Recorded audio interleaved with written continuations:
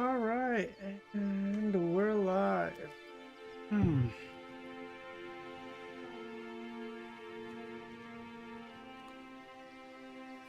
Ooh.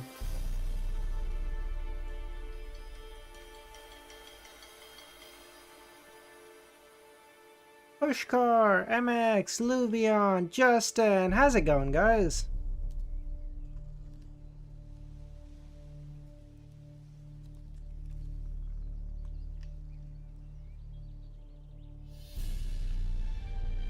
Will you also attend the trial? When is the trial, Dr. Z? Milos, Tushar, how's it going, guys?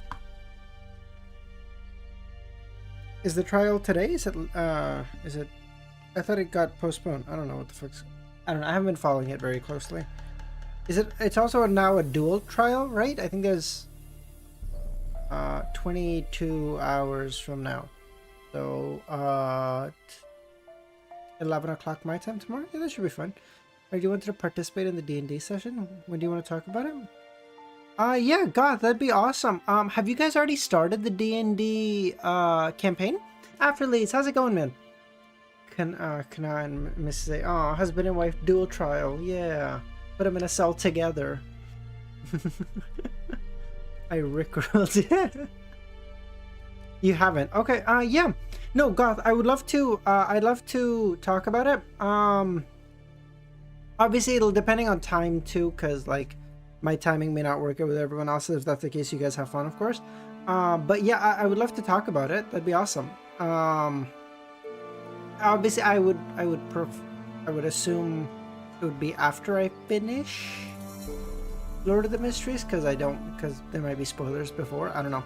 Drummer, how's it going, man? How you doing? But yeah, I don't know. A lot of ifs, but either way, we can talk.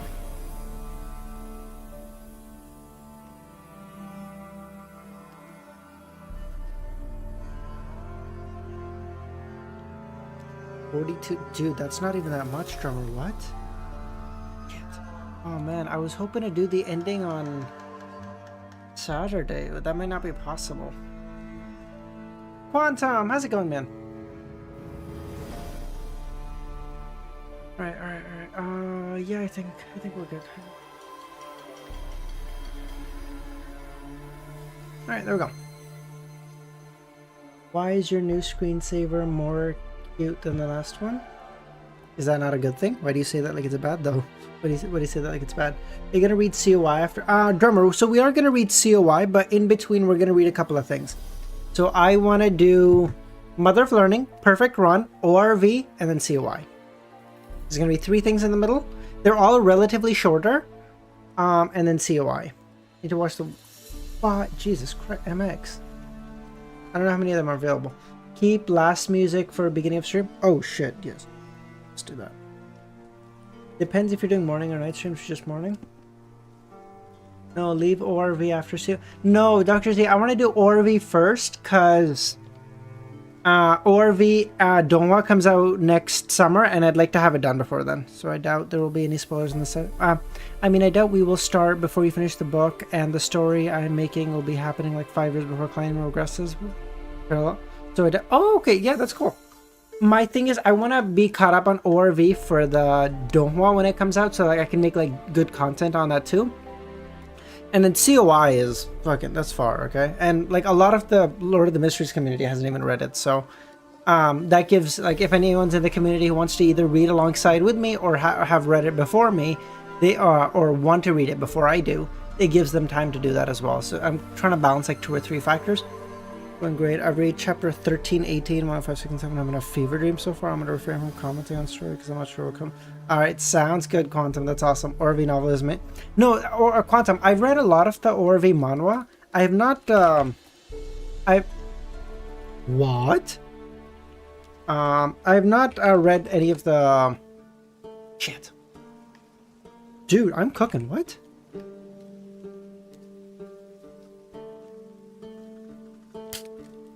Let's go! Let's go! This word finally pays off for me. It finally pays off. It only took 5 months of me using the same word every day on Mortal.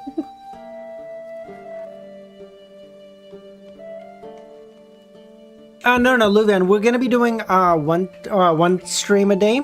So we're gonna be doing one stream a day. So we'll do that. Would it be possible for us to talk about the D&D this time tomorrow, or do you want to stream at that time? No, guys, we can definitely talk about it around this time. If we could talk like maybe a half hour earlier, and then I could start stream like about now, that'd be great. But we can talk about the exact time later. Yeah, that's no problem. Frank, how's it going, man? I remember I was around chapter 190 of Orvi, decided to read the manhwa. I got nice.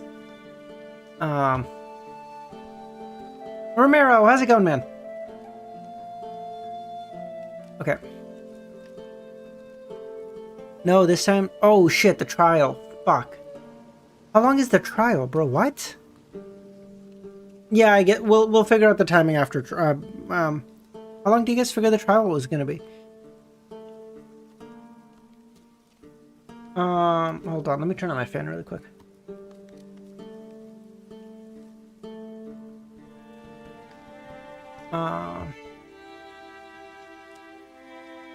Okay. Played like a fiddle. Cards, dice, board, pieces. Last trial we had lasted 3+ hours.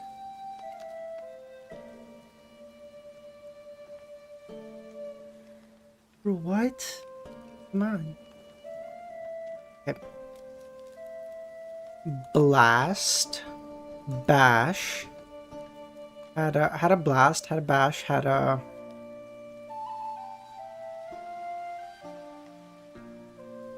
bass. Tenab, how's it going, man? 3+ hours is fucking crazy, bro. What? Does flame, blast? Jesus Christ, Zen, how's it going? A Scarlight, how's it going, man? Tomorrow, I'm gonna be talking about it. We'll be talking about the lore, just what we want to do and how they want to do it. That's perfect. Yeah.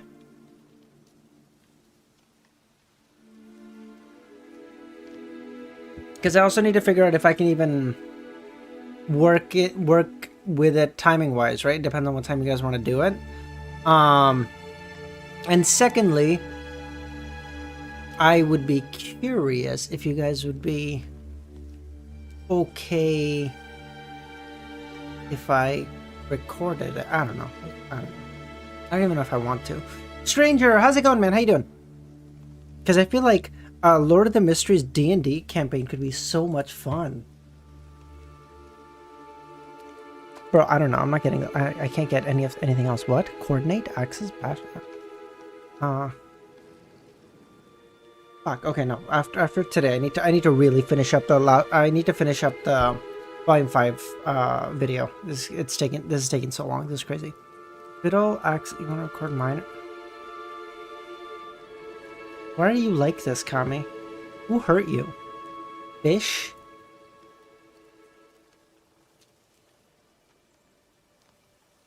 I don't know. Let's play Lexicon. I don't know. Aligning paths to class. Yeah, exactly.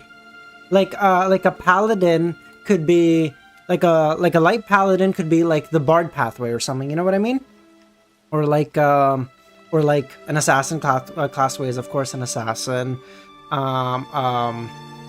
Barbarian type would be something like a hunter or something. An aristocrat. I'm thinking like an aristocrat could be somewhere like lawyer or arbiter or something. I don't know. Plague, how's it going, man? Currently happening? Oh shit. Paladin screams warrior to me. Bard class definitely demoness. Pan. Cooking? Yep.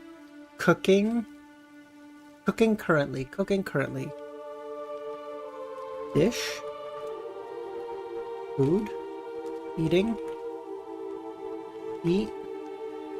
Eat currently. Lunch.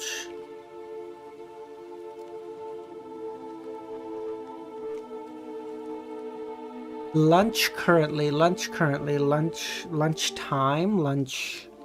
currently, now. Now eat. Now lunch, now food. Now eat, now... Dude, now lunch, now food.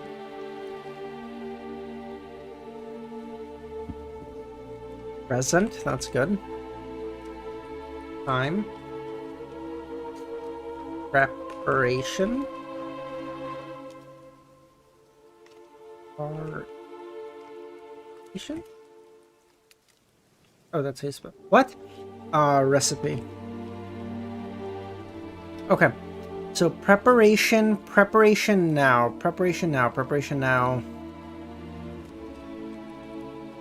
Event? Shit. Event happening, preparation. Event happening, preparation, eating, eating recipe happening. Bro, I sound like I'm having a stroke. Is the great Nagato, how's it going? Ingredient. How do you spell that? Ingredient, rehearsal. That is not how you spell that. You're kidding. Event party.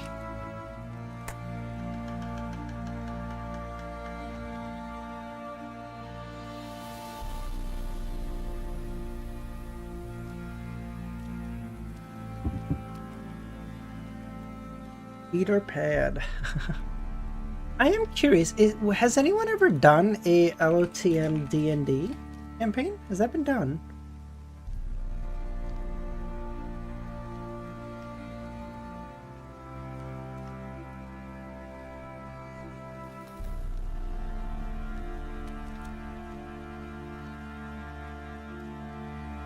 Lee, how's it going, man?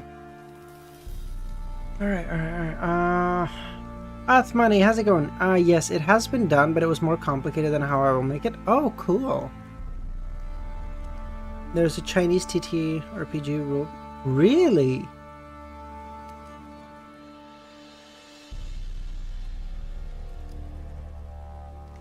So...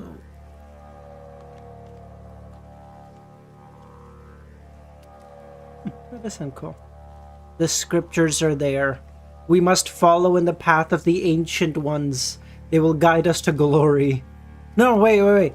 Well, wait. What was another name for above the sequence? There was another term that would go with this. The fuck.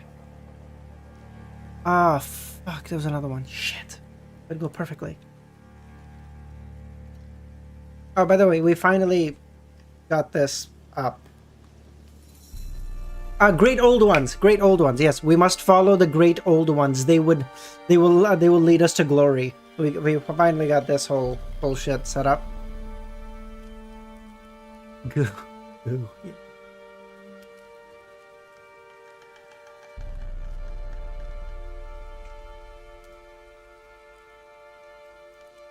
Aren't you a great old one yourself?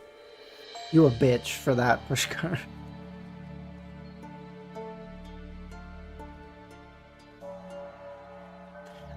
By the way, sorry, I just put up 12:30 as like a stand-in. What's actually a good place to end off for this? Luvian sent the message, I just gotta look for it. Yo, Yasa's still in the VC. This guy's actually making a name for himself. Oh, 12:30 is a good place to end it. Perfect.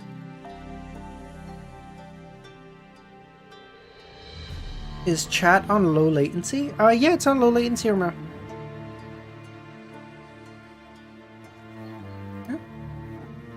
Yasa the Wise, actually, dude, I don't know what he's doing in there. And truth be told, I don't know if I want to know.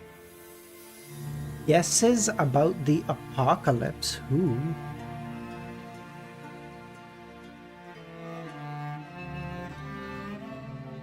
By the way, I didn't realize it because I thought setting up the pathways was going to be like the same way as like as I set up the tarot cards. Evidently not. Because this was so many images that the file size got so much bigger, the way to go about making this was like such a pain in the ass to go to work around it, because it got so big that the previous way that I would just use a media file for OBS wouldn't work anymore, because it was like, yeah, this is too big, we can't use this. So I had to fiddle around with it for a little bit, but we got it.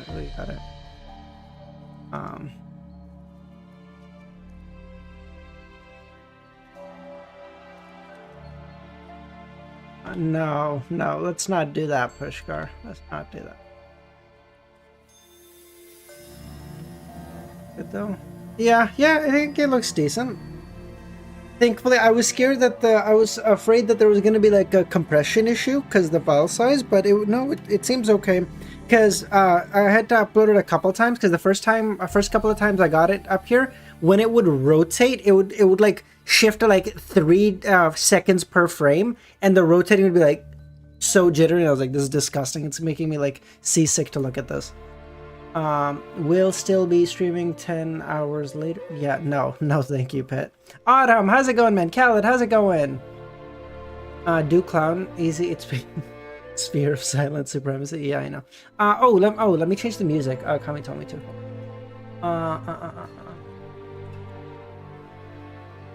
Luvian, how did you already make a clip, bro? What are you on?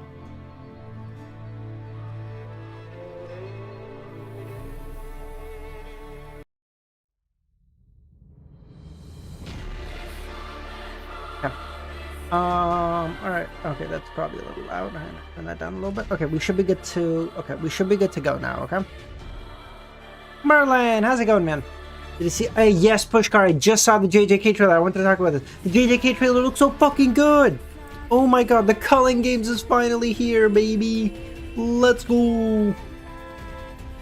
I mean, not yet, but it's coming. The Cullen Games. Alright, let's go. Alright, chapter 1224, Guesses about the Apocalypse. The last good arc of Man, I don't know if it's close. Okay. Lone Kingdom, Backland. Forrest, who was still sleeping soundly, suddenly woke up from her dream, subconsciously casting her gaze out the window.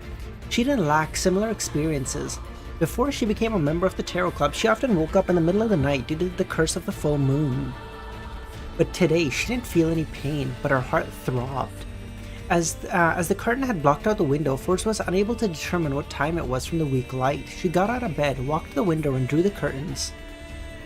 The sunlight that penetrated the thin fog shone into the room, dispersing the accumulated darkness. Forrest stood by the window and looked up at the sky with an obvious look of confusion.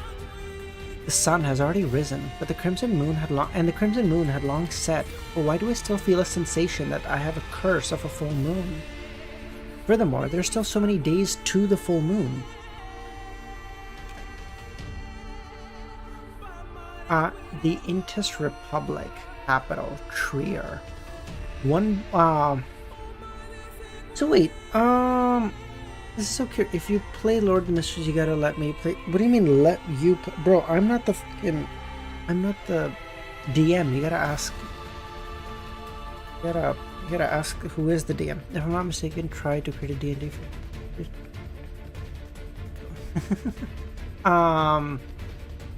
wait, there.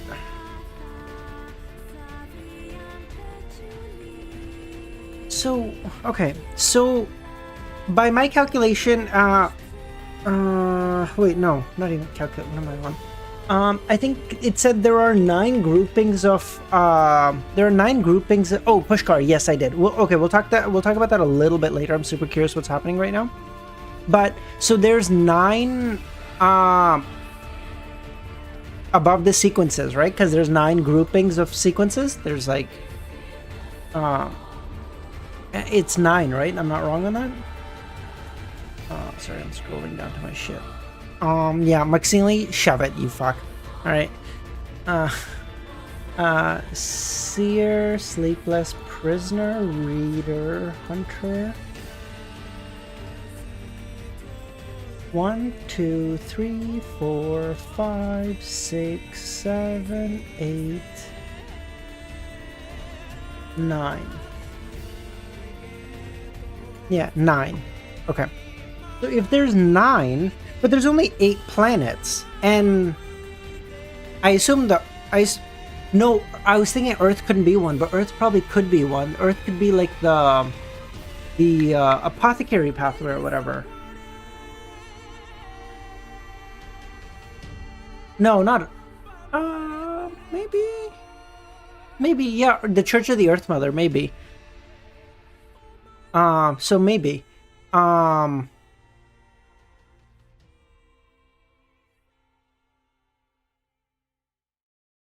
So, but then that's only 8. Oh, 8 and the moon. Oh, 8 planets and the moon. Oh, that would work. Okay, okay, that would work.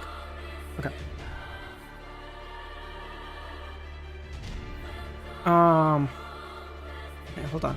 The Intus Republic capital, Trier, one by one the astronomers who had woken up early, as well as the mysticism enthusiasts, as well as the covert beyonders, cast their gaze high into the sky.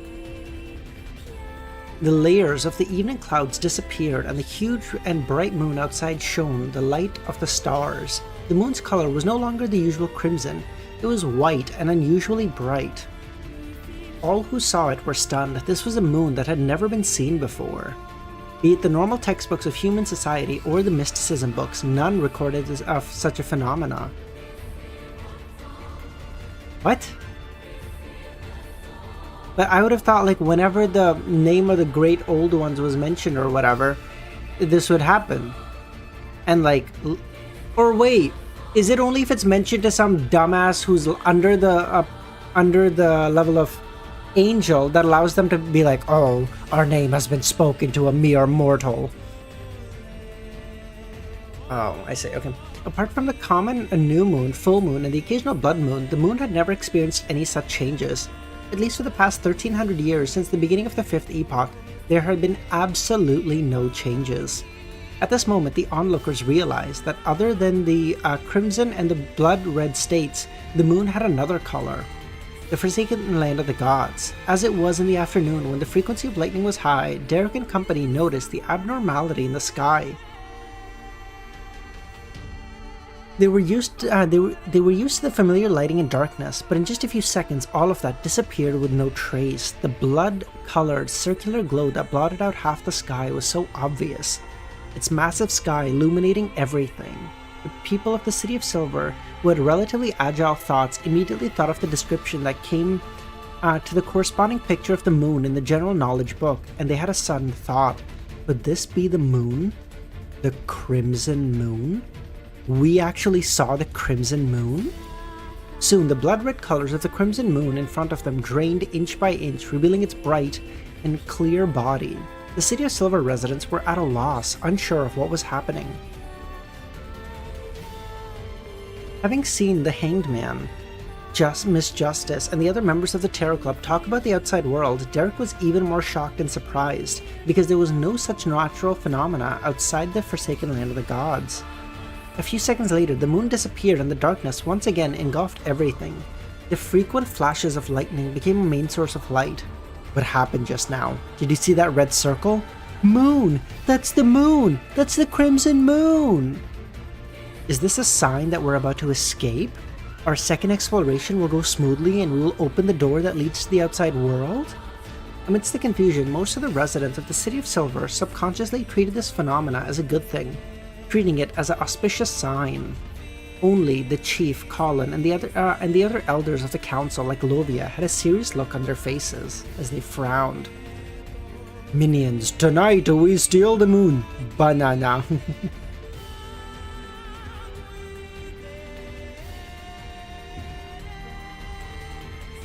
Why did the moon appear, Mr. World? Oh, you know, the lady who owns the moon took a liking to me. You know, it happens. Don't worry about it. So, it's a natural phenomenon that happens, don't worry about it. Above the grayish-white fog inside the ancient palace, having gained a general understanding of Amon's scam, Klein instinctively turned his head back to the secrets he had just learned. He previously had some guesses about the corresponding content, but when it was truly revealed, he realized that it was even more terrifying and exaggerated than he had imagined. It was... What are you... Ramiro, what are you on? It was to the fucking minions, yeah, sure. He realized that it was even more terrifying and exaggerated than he had imagined. It made him even more hopeless. To be able to successfully attract the attention of the cosmos, it means that most of the secrets that Amon revealed are true. There really is another level above Sequence 0. This should be the level at which the ancient sun god was. However, his condition didn't seem too right. He ended up being stabbed in the back and divided. According to what Amon said, using the creator to describe this level isn't enough. He named it as above the sequences. There are also existences who use the term transcending sequences to describe that level, indicating that they have escaped the restrictions of pathways. Deities refer to this as Great Old Ones, Outer Deities, or Cosmos. So when they say, like, beware the cosmos, are you saying, like, the Evernight Goddess and, like, the Tyrant and whatever, like, and the Lord of Storm, whatever, are fighting against these, like, Great Old Ones? But then I would assume they just get fucking rolled, no? Because they'd be, like, one step below. It'd be like an angel trying to fight a god. You usually get cooked. You remember how there are random blood moon nights? The thing in Forsaken Night of the Gods was practically one of those, just in a new place. Team Silver outside. Hold on. I need to read that again.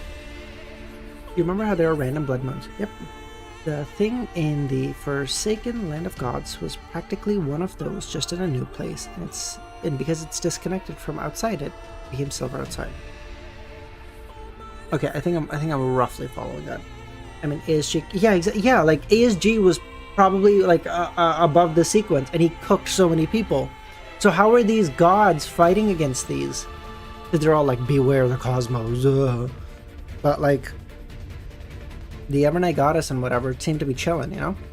From the looks of it, the brown star and the orange star were the original planets. They have changed, making Emperor Roselle unable to recognize them, because there are Great Old Ones or outer deities entrenched in them, watching our world.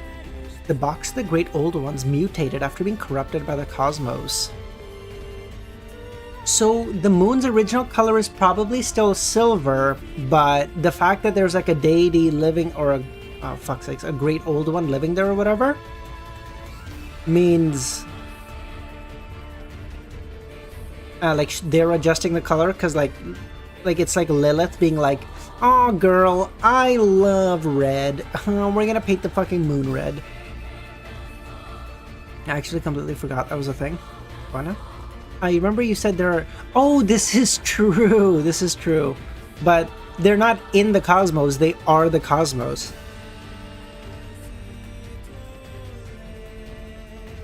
Yes, there are most likely...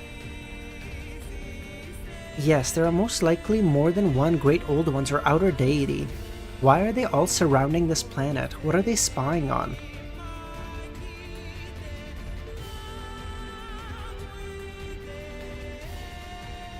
Thank you, Bushcar. Peter River. They didn't directly invade because there's a power that keeps them out? The 7 deities? Connecting this to the prophecy in 1368, the 7 deities might not be playing a critical role in this. They have yet to transcend the sequences. When the barrier disappears in 1368, the Great Old Ones and the outer deities will no longer be obstructed, and the apocalypse will descend. Alright, well, you've got 10 years to become a Great Old One then, because you gotta beat their ass. Upon thinking of this, the questions that he had accumulated in his mind suddenly flashed through his mind. Why did the goddess take the risk of bringing out a battle of gods to seize the uniqueness of death? Why did the 7 deities tacitly acquiesce to having a Black Emperor? Why did Adam, Amon, and the other kings of angels, after being silent for so many years, step out from the shadows? Or there's multiple of them. What can Klein do alone? Klein and the Evernight God, because the Evernight Goddess should be close to becoming a Great Old One, right? Because she's obviously the sequence 0 of her pathway. Wait, which 3 pathways are she? So she's obviously the sequence 0 of the Sleepless pathway. She is taking in the uniqueness of the Death pathway. It's the Warrior pathway that's left, and like, we could kill that guy, no problem. No problem. We take him down. But then if my guess is right about the Sephira Castle, Then she also needs to find... What would hers would be like?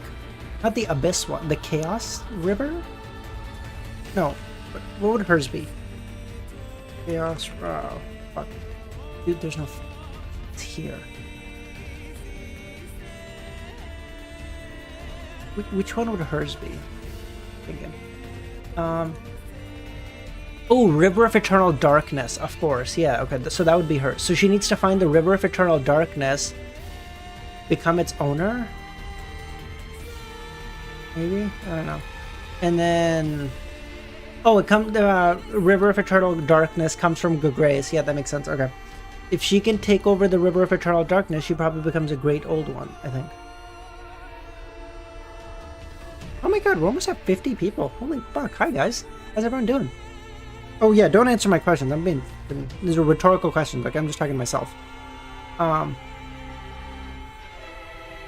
Why were the legacies of the ancient gods from the second epoch appearing one after another?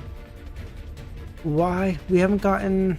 no, Quantum. I know all the Sephiroth. I know all the Sephiroths. Sephiroth? I know all the Sephiroths. I don't fucking know. Whatever. Okay, dude. I know all their names, but like, I don't know which belongs to what, or how any of that works, or what even they are, really. So, like, don't tell me anything, okay? Why was there only one transmigrator released from Sephira Castle in the first 4 epochs, but 2 in the 5th? Be they good or bad, everyone is working hard to improve themselves to usher in the apocalypse. The goddess, who was good at setting things into motion, chose such a risky method because she wanted to transcend the sequences and become a Great Old One. She? The Evernight Goddess? She wanted to transcend the sequences and become a Great Old One. There's only a decade or so left. Time waits for no man or woman. Did she provide me help in secret because she had similar hopes? Adam didn't take action even though he could finish me off twice. Apart from him not having any significant grudges, he plays a role in everything. Klein wrapped the edge of the table thinking, the key to becoming a Great Old One or an outer deity is one of the 9 Sephiroth!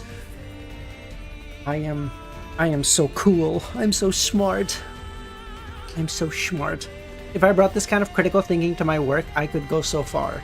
But fuck that.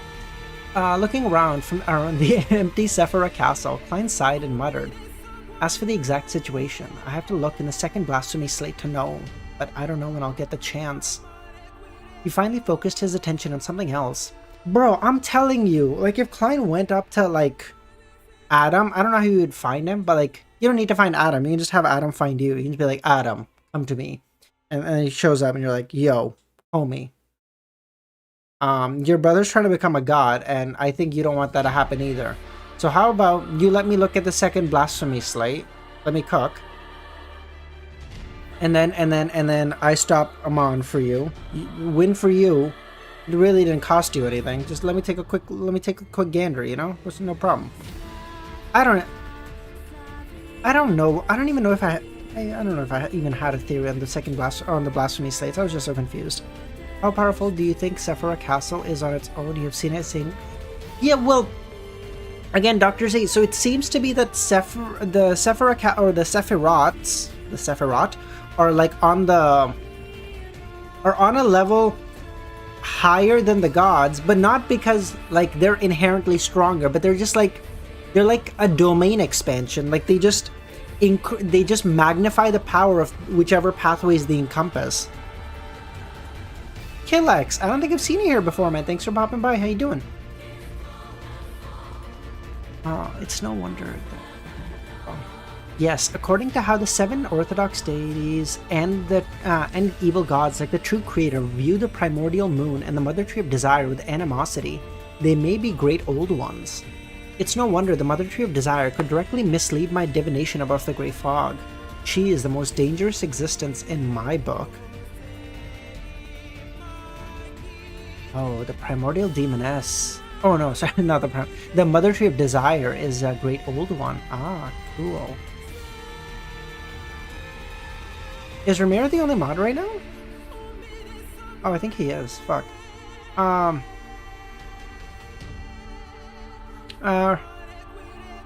Ramiro, do you want a temp mod to help you out? You are. I mean, that's not even a false. Jesus Christ, Pit. Now here I come. All right. If it ever starts getting a little busy, let me know, okay?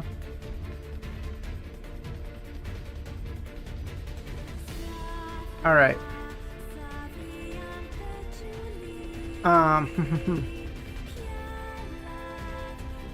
Hold on. I understand what those great old ones and the other outer deities are gathered around this world for.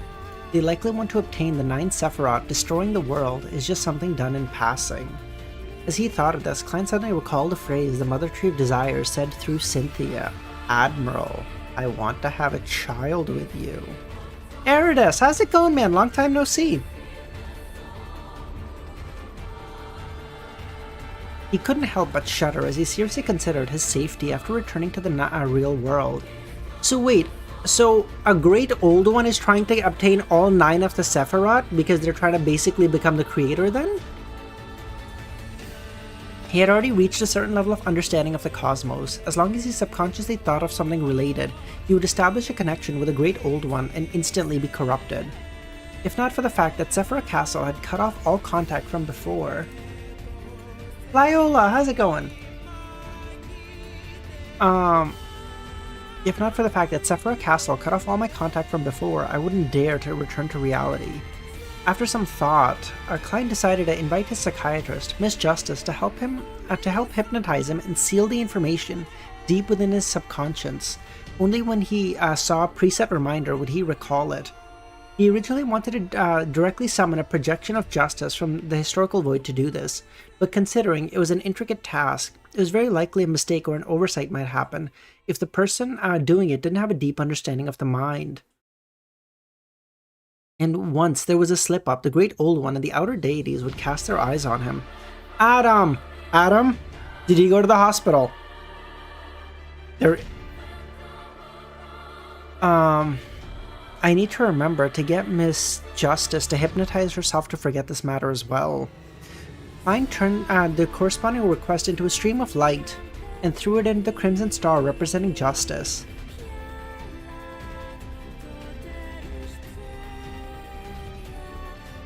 Not long after, just after breakfast, Audrey, who had yet to leave home, arrived above the grey fog. The table vanished, and there was a desk and 2 chairs in the ancient palace. Mr. World, what is the matter you wish to forget this time? Audrey looked at Gehrman and asked. Klein rubbed his temples and used a deep voice to describe the secrets of the cosmos, the Great Old One, and outer deities. After hearing this, Audrey's eyes widened a bit, as if she had been possessed by an evil god. This is the truth of the apocalypse, she asked. Even the 7 deities are unable to save us? Why is my nose so itchy? What the fuck? Yes, I wet. They only gave me crutches? That's fine. You know what? Just knowing that your shit isn't like fucking doesn't have like a deep crack, or doesn't have like a fracture or whatever, is like handy, okay? If this motherfucker said he hadn't gone to the hospital, I was just gonna ban him. I was gonna be like, don't come back until we're done. Hold on, my nose is so itchy. What the fuck?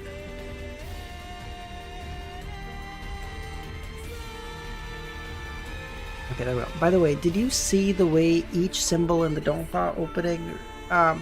Yes, I figured that, Dr. Z. Yes, I did see that. Without waiting for Klein's reply, Audrey laughed. I thought what I've been doing recently was meaningful. I thought the worst news I could think of was the defeat of Lone and the annihilation of the church. But compared to the secrets you told me, this is all so insignificant. What are you saying thanks to me for? I didn't do anything, Adam. Where's that? 1225 counseling.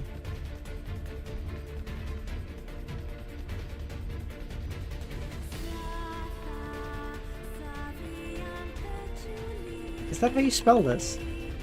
I think there's 2 S's, no? Or 2 L's, no? Is there 1 L in counseling?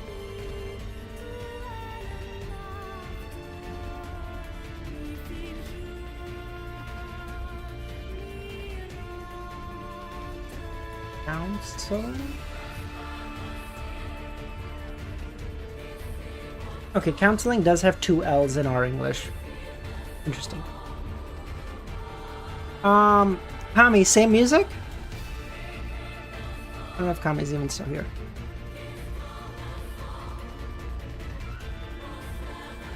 But when he heard Miss Justice's slightly bleak and confused words, Klein could empathize with her, because he had similar thoughts.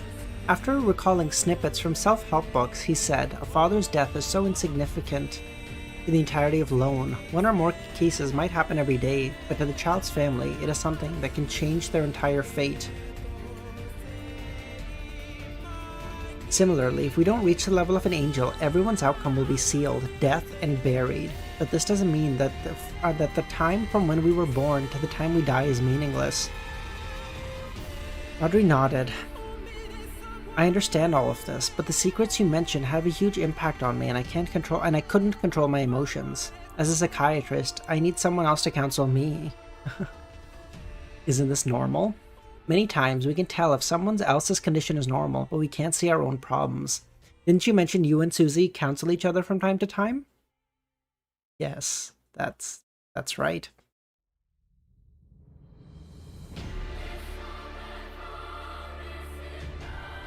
Adam, thoughts on a silent voice?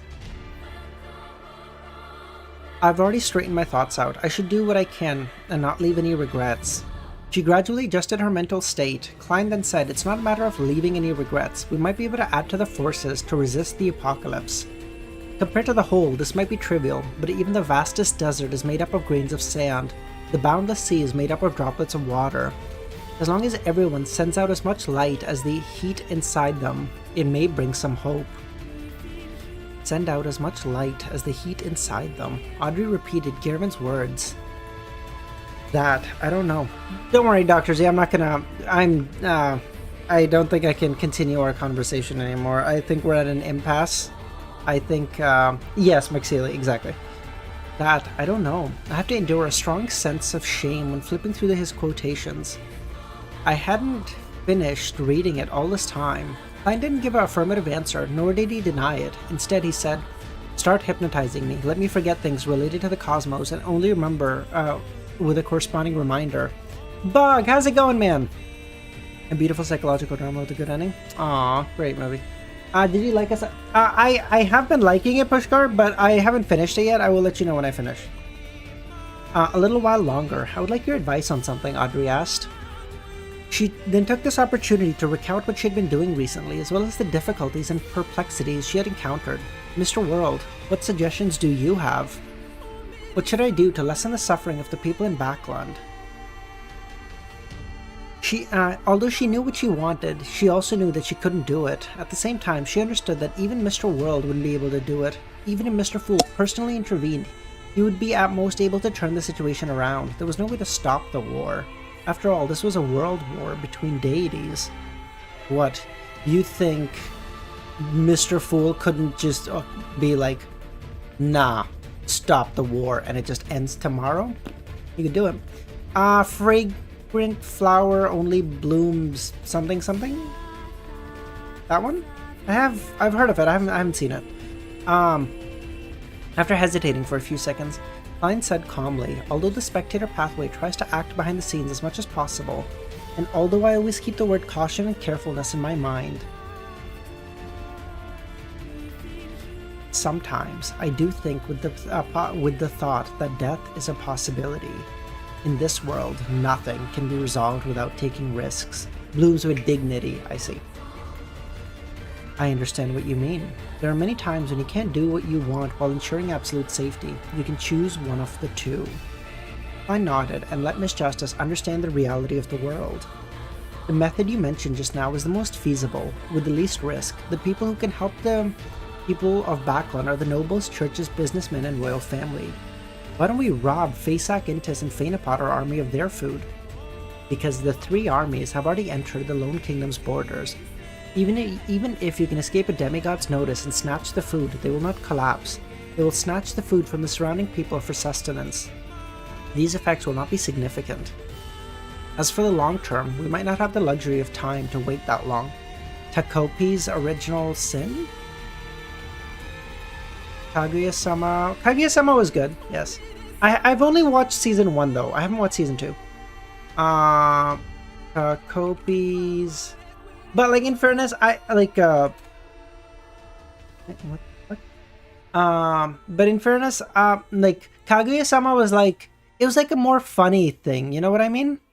Like it was more of a calm thing than like a silent voice, which made me like just cry my eyes out. Maybe not that bad, but I definitely cried. When that happened, it was obvious to Audrey who would be the true victims. Besides, I'm unable to do that. The capacity of Traveler's bag is limited. It's the same for the teleportation recorded in Limano's travel. If I were really to obtain the food from the nobles, businessmen, and royal families, what reaction would the churches have? A tacit acquiesce, Klein said. Vaguely felt that this was the answer, but she didn't know why. Klein continued, believers are the anchors of the deities. One believer is an anchor point. In this aspect, there is no difference between a noble or a poor person. In essence, no one is nobler or lower. Under normal circumstances, nobles and merchants can use their power, status, and wealth to influence the church. Therefore, they're more important. But in this situation, who is more important, thousands of anchors or millions of them? This is a simple problem of mathematics. Faced with this, Audrey realized that the veil had been ripped off. Klein then added, from this point of view, whatever you want to do on a wider level has its meaning. You will help the goddess and the Lord of Storms stabilize their anchors. In the future, this may be critical to resisting the apocalypse. Only now do I realize that I'm a little proud of my status as a noble. Nobility is in your character, not status. Klein helped her. This is good. This is good. It's like there's this Hemingway quote, and it's true nobility is being superior to your former self, not your fellow man. Kind of based. Audrey slowly exhaled and calmed her chaotic thoughts. She didn't make up her mind as a result. She casually said, "Our tarot club and the church. Our relationship with the Church of Evernight seems pretty good. Are Mr. Fool and the Goddess allies? I do want to be allies with the Goddess, but she may not be interested." Klein then said, "You can think of them as allies for the moment. Have you ever watched Clannad?" No, I have not watched Clannad. 5 centimeters per second I have seen. I want to eat your pancreas? Is that right? I've also seen that.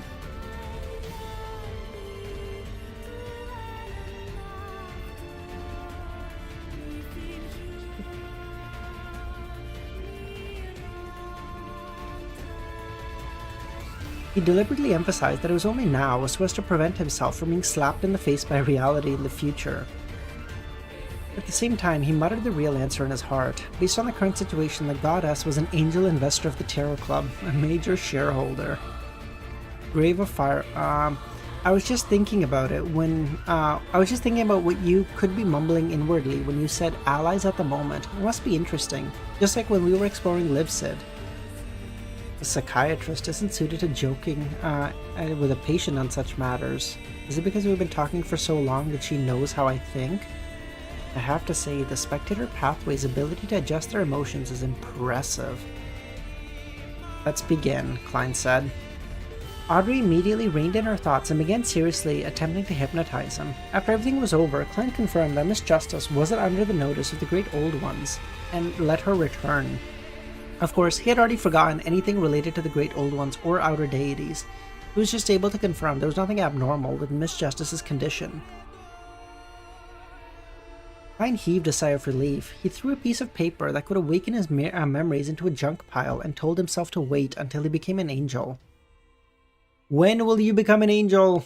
Okay, let's do a divination. It's been a long time since we've done a divination. Let's do one really quick.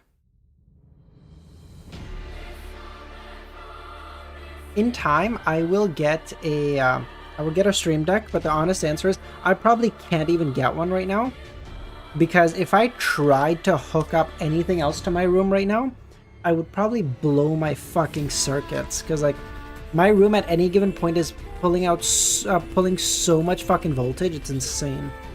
Giving away 15. Nah, fuck that. Okay. 15 million? That's it? You want me to join a server for that? Chump change? Get the fuck out of here.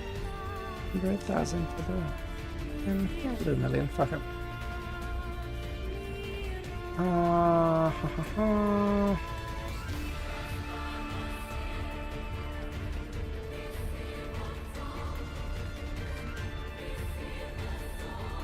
Klein becomes an angel in the next 50 chapters.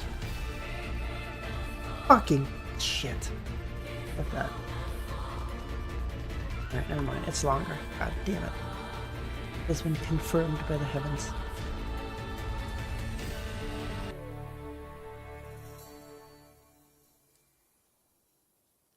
Let's go.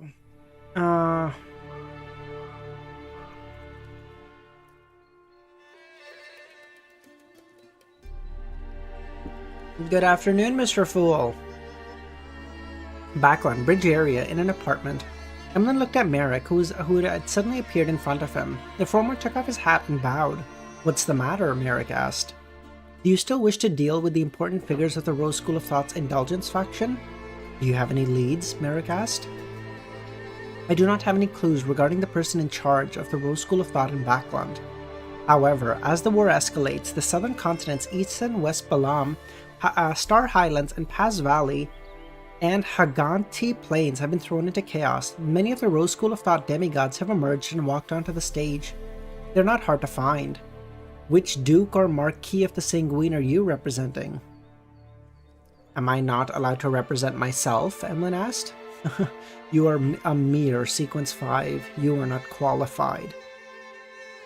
As he heard it, Emlyn was momentarily at a loss for words. Isn't Merrick also a Sequence 5? Shut the fuck up, bro. Who are you?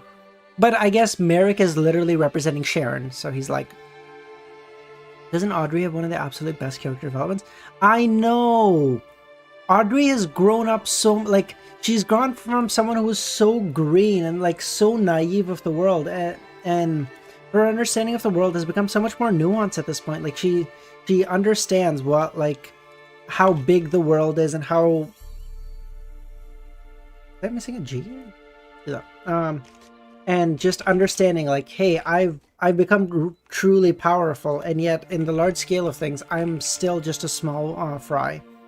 It's like, and she's like also understanding at a decent level, like what, like just the sheer amount of malice that like people tend to have. She's become so much more cautious. How many chapters left in Volume 6? I think it's like 40 or something, Merlin. I can't remember. Mr. Fool, we're gonna try to do it next. We're gonna try to do it next Saturday at the ending of Volume 6.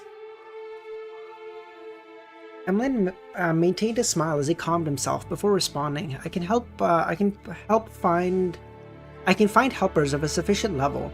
He didn't wish to borrow the forces of the Sanguine too much to rely on this, because if that happened, he would undoubtedly end up as a liaison, a bystander, a messenger. As for the Sanguine dukes and marks, they had no lack of direct descendants who wished to advance, and he would have no say in the eventual distribution of spoils of war, rather. At the very beginning, Emlyn believed in his identity as a Sanguine savior. He believed that the important figures would treat every single member fairly. But the Hanged Man analyzed the various high-level Sanguine orders from Marquis Nibs and the other Sanguine. Emlyn eventually became wary of them. Yeah, in 6 days, Luvian. You know what, give me 1 second, guys. I'm just gonna run to the washroom really quick.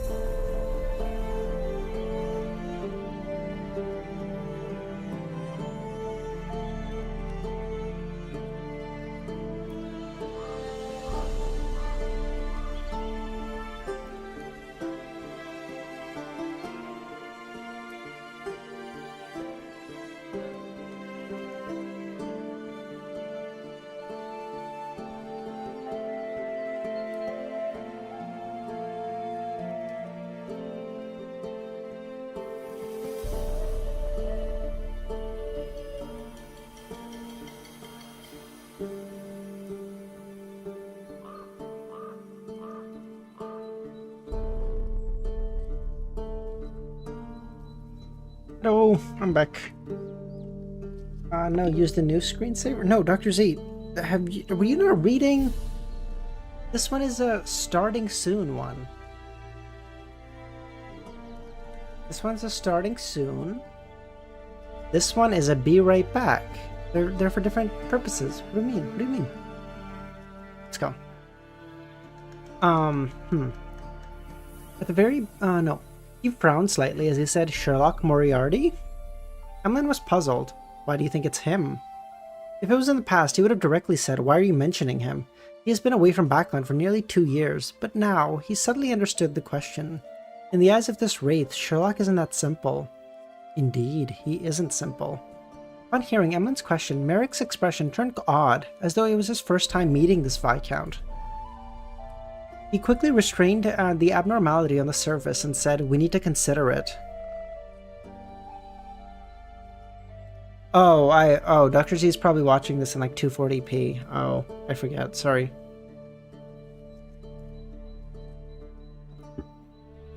Unhinged, yeah, it was great. Your mom was super gentle. No problem. Wait, no. We need to consider it. I hope you can come up with a more convincing plan the next time we meet, Merrick said. No problem, Emlyn replied. He immediately stood up and bowed gentlemanly. Oh, I can see them, I see. After deciding on the means of communication, he put on his silk hat and walked out of the room. As long as I can complete a cooperative agreement with the Demigod of the Rose School of Thought's Temperance faction, I can use it to apply for a Grade 1 artifact. Using the reason that it's under cooperation, under the cooperating partner's behest that they object to having demigods of the race be involved, I can stop them from directly interfering. In order to make an agreement, I have to show enough strength to convince Merrick and the others. I can only commission the mission in Tarot Club to see if Ma'am Hermit, Justice, and the Hanged Men are willing to accept the commission. Miss Magician can be considered. She can summon Mr. Gehrman. The biggest problem now is that I can't provide enough compensation. I can only try to make an advance or promise. Once I become an Earl, I will return the payment. I love how everyone is like the world, the star, the this, the that, and then it's just Gehrman, Sparrow. That guy. His sheer name carries so much aura, no one dares call him anything else. It could be the world, nah, but it's Gehrman. With this in mind, Emlyn felt thankful that he had joined the Tarot Club. This was the only organization he knew of where he could use a future promise to exchange for current goods. And within the Sanguine or the Orthodox churches, one had to accumulate enough points until one reached the end of the line where the characteristic and ritual was awarded. Sometimes you couldn't accumulate enough contributions in a lifetime. I'm spending all the energy on RI these days. Are you reading RI? Are you reading Reverend Insanity, Dr. Z? It's like a credit loan underwritten by Mr. Fool. It can be used to issue missions, and when the advancement succeeds, I can pay back in installments.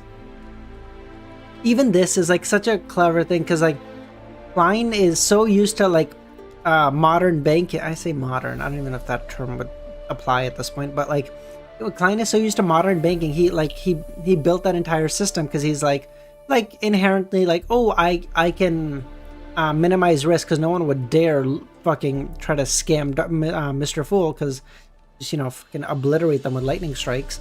So he's like, yeah, this is fine. Although Emlyn had never borrowed money from the banks, some of the Sanguine had rich experience in such matters and would often talk about it. Most of them had a fixed, expensive hobby. The precious items might not be liquidated easily, so they had no choice but to borrow money from their close friends or the bank. Emlyn remembered that there was a Sanguine who wasn't good at wealth management, relying solely as a doctor to earn money, and when he took a fancy to a piece of art, he would use a loan to buy it. After that, he couldn't bear to pledge his property up for a mortgage. Exploiting his long life, he spent 200 years repaying the debt. Of course, in name, his father had died, and the son took over the debt. When the son died, the grandson took over the debt. I was about to say, I was like, the bank never for 1 second questioned like, hey, this one motherfucker's been like paying his debt for 200 years, this just seems okay. But okay, never mind, that's fixed. Yeah, I will get 1 spoiler pass per stream if I finish 2 volumes in a month. Who the fuck said that? You can spoil in Easy's chat, no problem. Amnesiac, Thunder, how's it going? By the way, we have one more, what do you call it? Emoji. So if you guys have any ideas, let me know. OG is never in my chat ever. So that must have been promised to you in Easy's chat, not here. That shit don't fly over here. Northborough in Backland, outside St. Samuel Cathedral. OG, I don't know if OG's ever come to my stream, ever. The citizens lined up in rows as they received the grilled bread.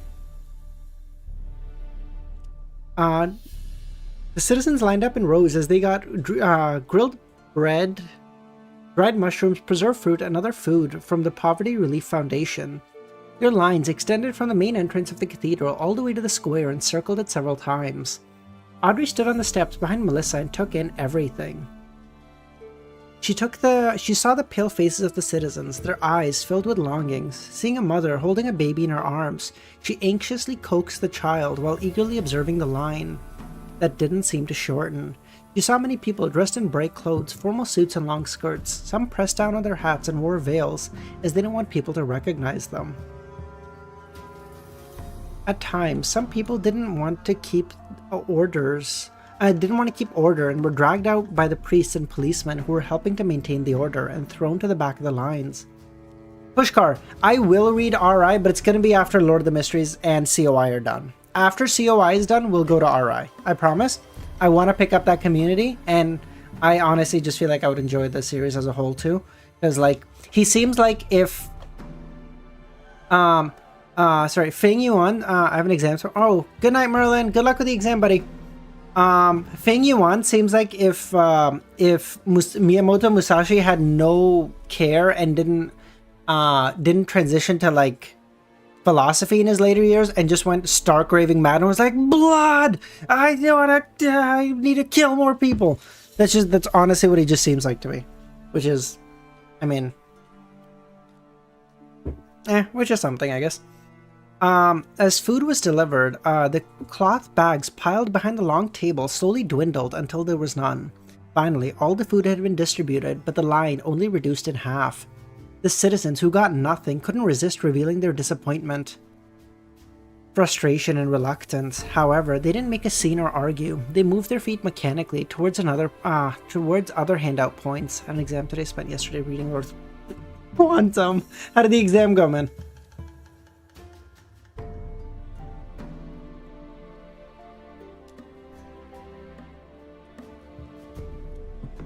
A read EAI. What is EAI? By the way, KLS, how's it going, man? Long time no see. They had experienced this many times in the past month or two. They had long known that unnecessary emotions would only waste energy they had little of. It would hamper their quick movements. At this moment, their expressions were numb, their eyes vacant. During this process, a woman carrying a child had her legs give way as she fell down, her child wailing. The child sobbed. There'll be food soon. There will be food soon. There's food at the square. The woman carried her child and patted him on the back. Upon seeing this scene, Audrey was about to say something when she saw Melissa take out a plate of food from the wooden crate under the long table and run towards the mother and child. I didn't see it just now, but there's one more. Melissa crouched down and handed the bread and food over. She explained in a soft voice, afraid that it would cause a dispute. Embers ad infinitum? What? Wasn't there another one for, like, Embers? The one that had a Donghua trailer come out a while back?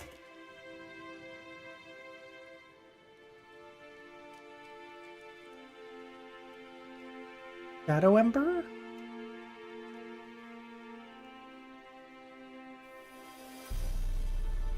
Oh, Deep Sea Embers. I see. Is the latest work of Lord of the Mysteries author Cuttlefish? Wait, this also by Cuttlefish? Is this after COI?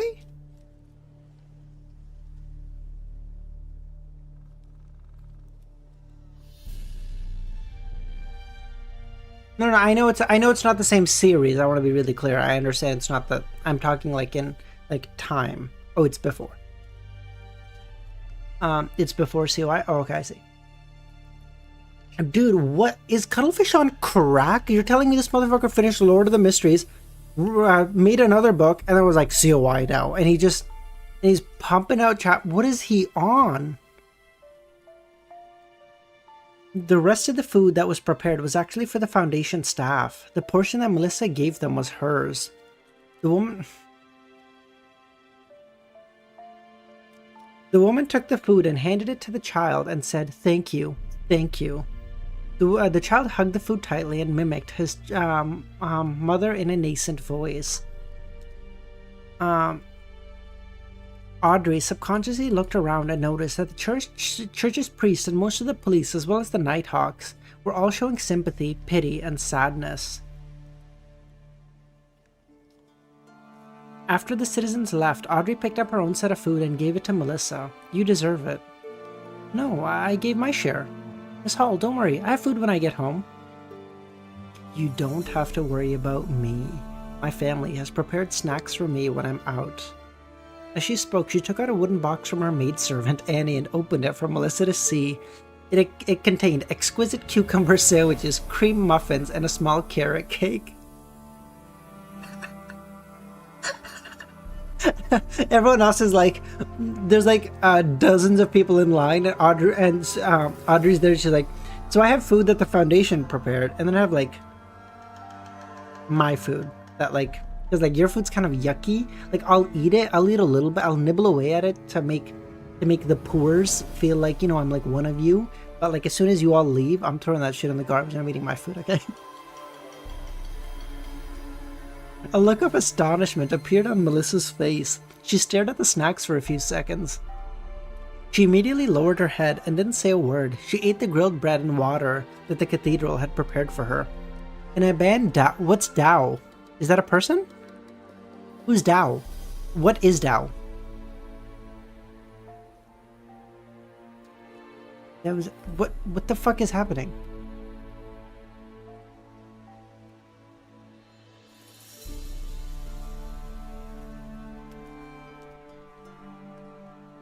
Oh, like you wanna blacklist the word Tao? Oh yeah, sure, yeah. Yeah, I don't care.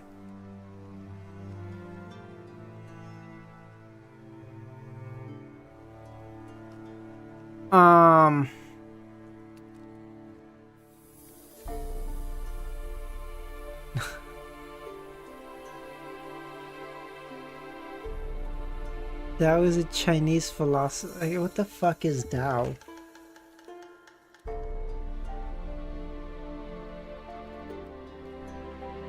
Tao, the fundamental. What the fuck is? Aegon, how's it going, man? How you doing? Tao, the fundamental concept of Chinese philosophy, articulated in classical thought of spring and autumn and warring states, period of Zhou dynasty. Tao exerted considerable influence with meaning of Tao. The word for this concept Tao indicates a way in a sense of road or path, owing the contextual nature of Chinese languages and depending on its use in a sentence. Tao can be used as a noun or a verb. It may indicate the road upon which one travels, the act of wayfaring or traveling down a road, or even the act of waymaking by leading someone down a path or constructing a road.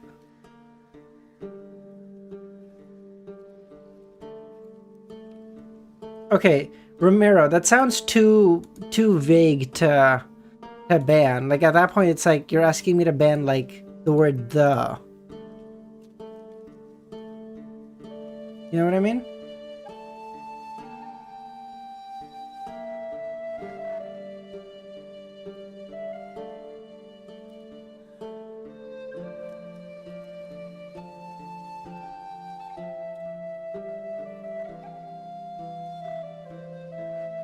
Yeah, so is "the," but like...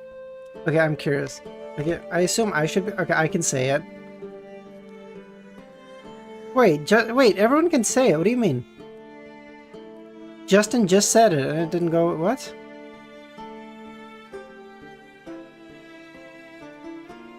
Justin, what? Okay, hold on. The absolute principle underlying the universe, combining within itself the principle of yin and yang and signifying the order, the code of behavior that is in harmony with natural order. Okay, listen, I'm not gonna lie to you. That sounds like some hippie shit to me. I'm not gonna lie to you. But, like, I mean, that seems fine. No, we don't see it. Do you have streamer view of chat? Really? No, Dr. Z is very happy with that decision. She made me so unbelievably miserable with her with her silent voice take. I'm taking it down just to make her a little bit sadder. It's fine. I'll take down the ban just for that. Fuck that.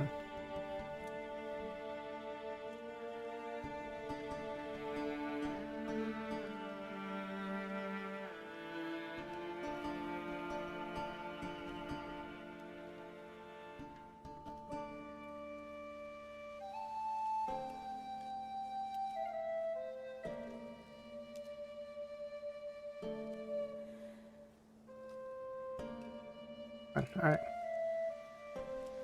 Alright, there we go.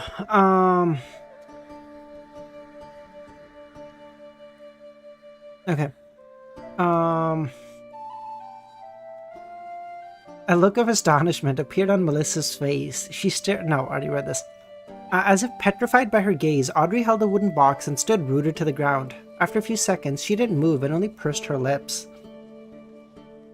After the 5th batch of residents from Moon City received the cleansing and treatment and enjoyed the magical mushrooms, this ancient city became a believer of the Fool with no resistance. It welcomed the Saint and Oracle, Gearman Sparrow, into the city.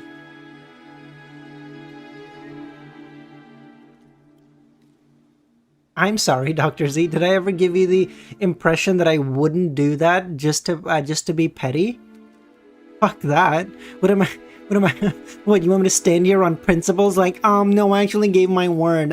So I'm not. Get the fuck out of here. What did you think this is? With that, Klein had a large mass and used the unshadowed crucifix and the light's cane to heal the remaining Moon City residents. Dude, that is my actual go. Okay, Ramiro, I do feel a little sad for you. I'm not gonna lie to you. You're kind of getting, like, pissed away in the middle for no reason. I was totally okay with banning the word. I'm not gonna lie to you. But then as soon as she was like, oh, you have my undying loyalty for this, Ramiro, I was like, oh, no, this shit is cooked, bro. Nah, I do feel sorry for doing that to you, Ramiro. I'm not gonna lie to you.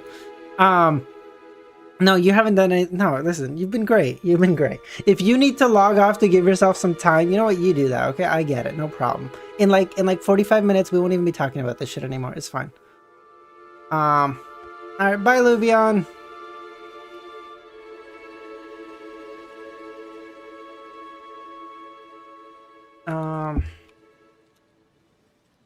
Do not block our path to...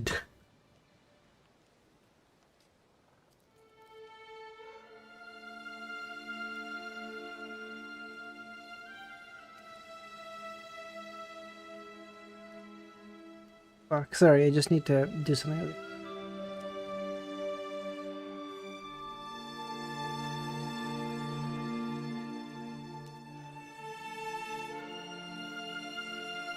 Okay, you almost even had individually... What? You almost even had individuality. Tell me, do you ever mix up who you are in your head? Yeah, I have to deal with the 9 personalities, but like, yeah, I sometimes. Dude, Klein's my actual goat. He healed everyone of the Moon City residents. What a goat. With that, Klein had a large mass and used the unshadowed crucifix and light's cane to heal all Moon City residents. High Priest Nim, who had finished his quarantine, came out and respectfully asked, Oracle, what is the complete honorific name of your mighty lord? The Fool that doesn't belong to this era. After giving out the full honorific name, he specifically emphasized, do not chant the complete honorific name in normal times, only when important matters arise. You tell me to go left, I would not dare look right, senior. Otherwise, as Mr. Fool, he would suffer a mental breakdown from all the phone calls from work.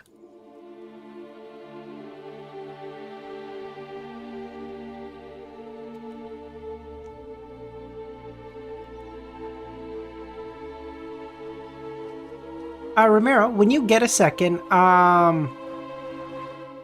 Can you check your Discord? I sent you the script for the Volume 5, script, Volume 5 video. Good lord. Do you mind just looking that over for me when you have a second? I just sent it to you right now. Otherwise, as Mr. Fool, he would suffer a mental breakdown from all the phone calls at work.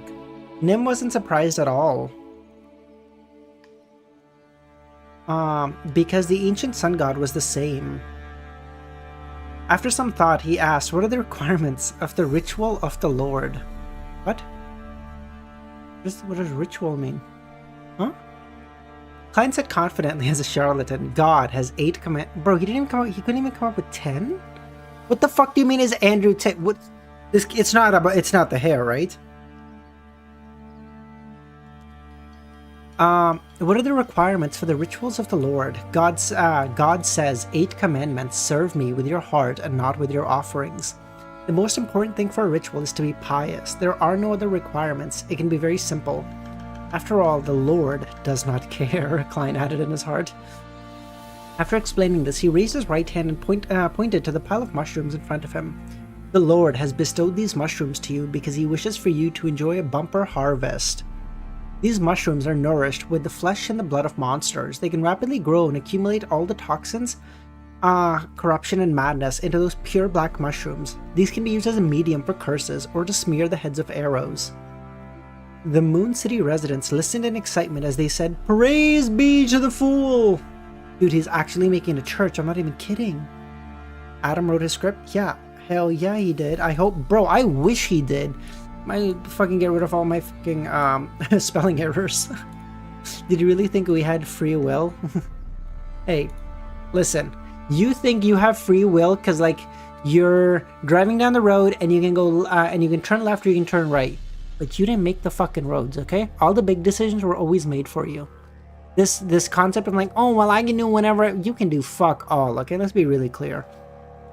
Free will is like some bullshit we tell ourselves because we're like, oh no, like I don't know what I would do if I didn't have free will. Bro, you don't, okay? It's okay. And life's still chugging along the same. The Moon City no. At that moment, it was as if Klein could hear the countless illusory voices coming from the air. They were mixed with the real praises circling him and anchoring him.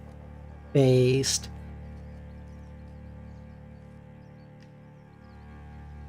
$12.27 summoning ritual. What are we summoning? Age Bunshin no Jutsu.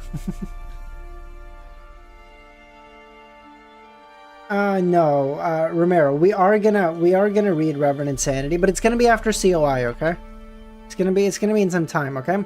Because by then I would have read 2 out of the big 3. I think the big 3 of web novels, from my understanding, is Lord of the Mysteries, ORV, and RI. No, I mean, I guess you. Some people also, from my understanding, say T-bait, but like. I mean, I could do T-bait. I like T-bait, but like, yeah. But like, I've seen most of but I've like read so much of T-bait. You said throw out a magical arcana too. Yes, we will do that one too. The exact level we will the exact number after COI we'll figure out. But I do want to do Throne of Magical Arcana as well, because that is really cool. Like a math-based system. That's so goated.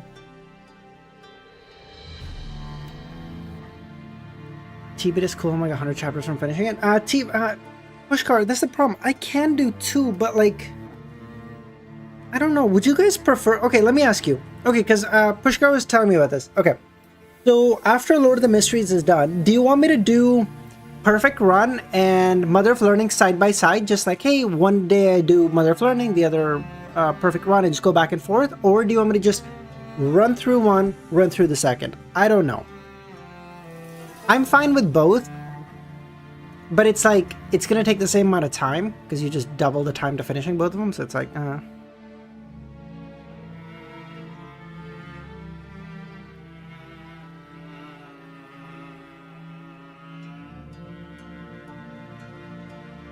Dude, Dr. Z is actually on some fucking wild shit. He just called me a fucking pig. I think she's gotten way too bold. Okay, yeah, that's my problem, stranger. I don't want it to be like I don't want it to be like, oh, like I'm forgetting stuff because like I'm confusing it, or like because I'm trying to keep two storylines at the same time in my head. I'm not able to like think as deeply about each of them. Like, I just don't know. After Mass, Klein followed the newly appointed priest of the Fool, Nim, to the Black Tower.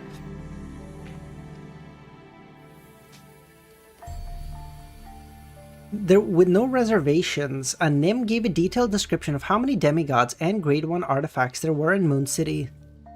They are much less intensive compared to Lord of the Mysteries.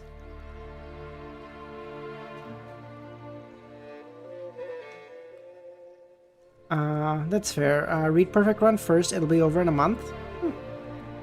That's the thing, with Perfect Run, because it'll be so much shorter, I can also like make time to like make videos about Lord of the Mysteries simultaneously, because there's so many videos I want to make about Lord of the Mysteries that I can make once I'm done. 3 Demigod. What is this math basis? I think it's the Throne of Magical Arcana Quantum. 3 Demigods, 5 Grade 1 sealed artifacts. The Moon City isn't that weak, as expected of a power that can directly receive a revelation and guard the border. Furthermore, there are people relatively well distributed across the 22 pathways in the beginning. They could work together effectively so that some rituals didn't need external help. Compared to the City of Silver and how their surroundings is much worse, and they don't have any Grade 0 sealed artifacts to support them, it's extraordinary for them to survive to this day. But they don't have Grade 0 artifacts either, they have Grade 1 artifacts. If it wasn't because they couldn't find sustainable food, they should be able to survive in the darkness for centuries.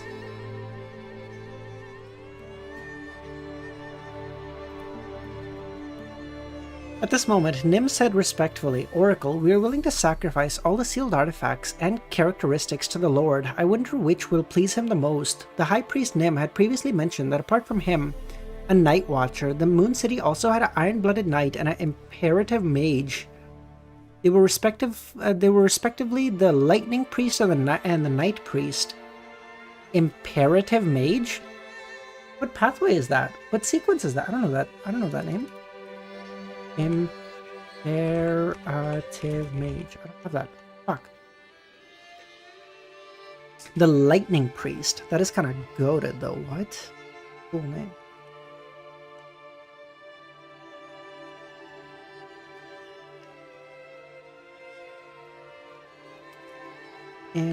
Imperative Mage by Seek.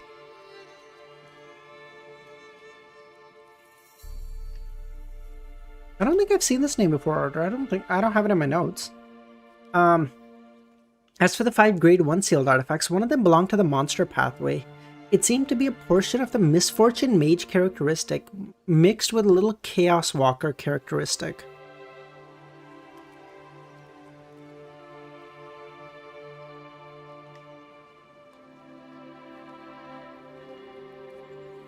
Misfortune Mage? What?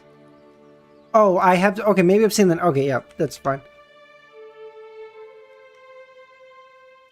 I know Misfortune?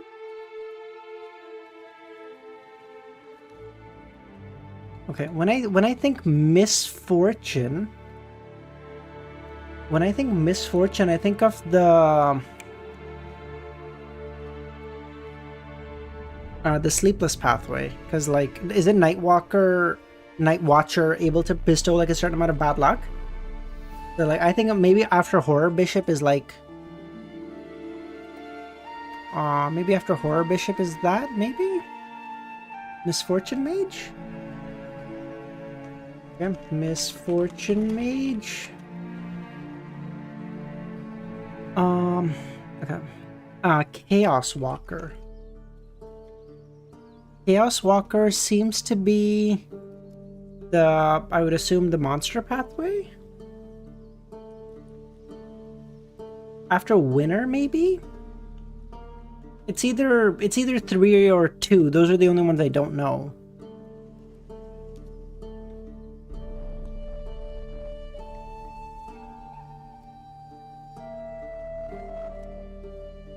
One of them came from the puppet of the Mutant Pathway, and the other was bestowed by Medici.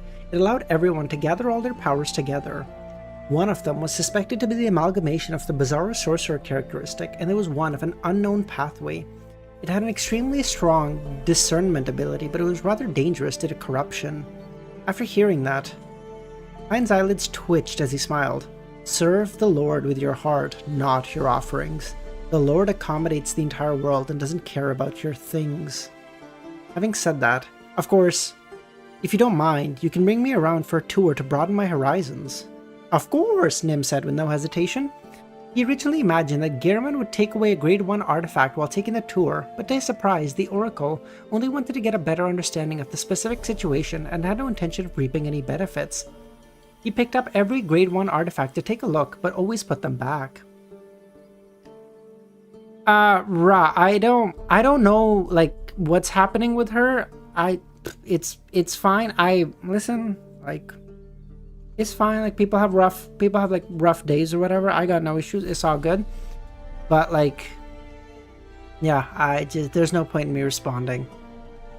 After the tour ended, Klein said to the 3 demigod priests, the opportunity to leave this cursed land isn't here yet. You need to hold on for a while longer. And I will continue my journey to find other survivors and spread the light of the Lord. Yes, Oracle, Nim and the other priests replied. With those mushrooms, they would be spared from annihilation for at least another 3 generations. After settling the matters in Moon City,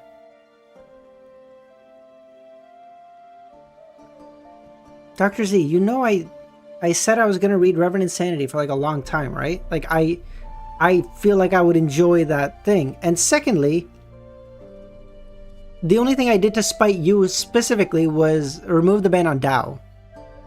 That was the only thing I did specifically to spite you.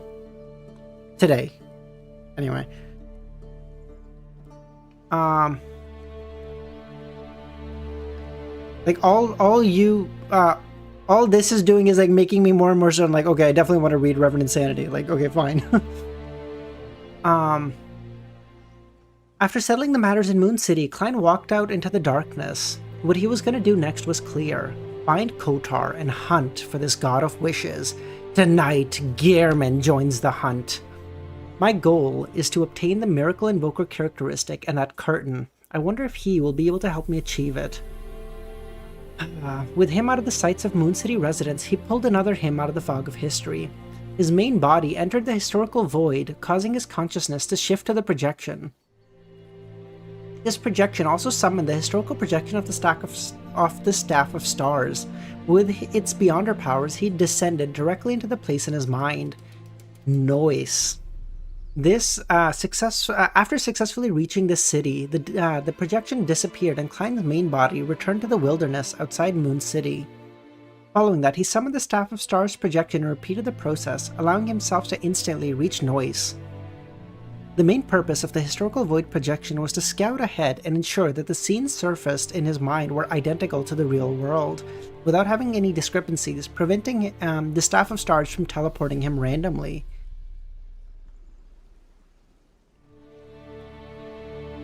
Who is talking to himself? What is happening?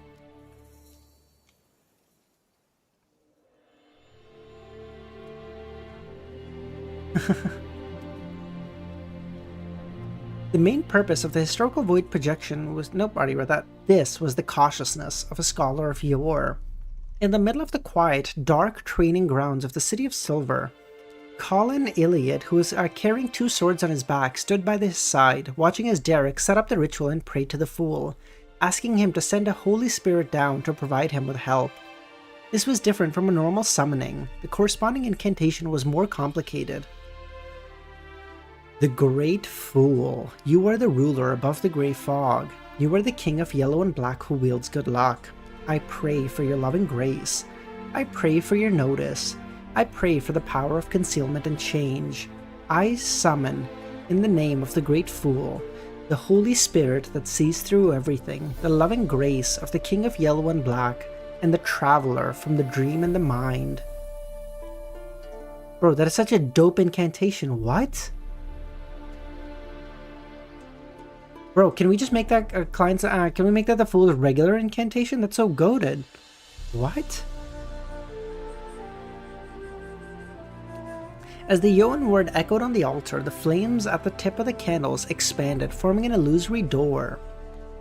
The door slowly opened and a woman wearing a pure white dress and silver mask walked out.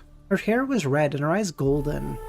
This was Audrey. She had used lie to change her height and a mask to conceal her facial features. She came to the forsaken land of the gods, the city of silver, in the form of a spirit body. I was so goated. What? Audrey's like, I have arrived. In fact, the summoning ritual wasn't complicated at all. Klein pulled Audrey's spirit above the grey fog ahead of time, and waited for the door of summoning to be established before helping her open it, allowing her to pass through. This also meant that the description of the Holy Spirit that sees through everything could equally have changed to the sleeping princess, holder of the golden apple, the previous owner of the crystal slippers. What the fuck? Nah, Kami. Ra has been here before. I don't know if he's still here, though, mind you, but all the same.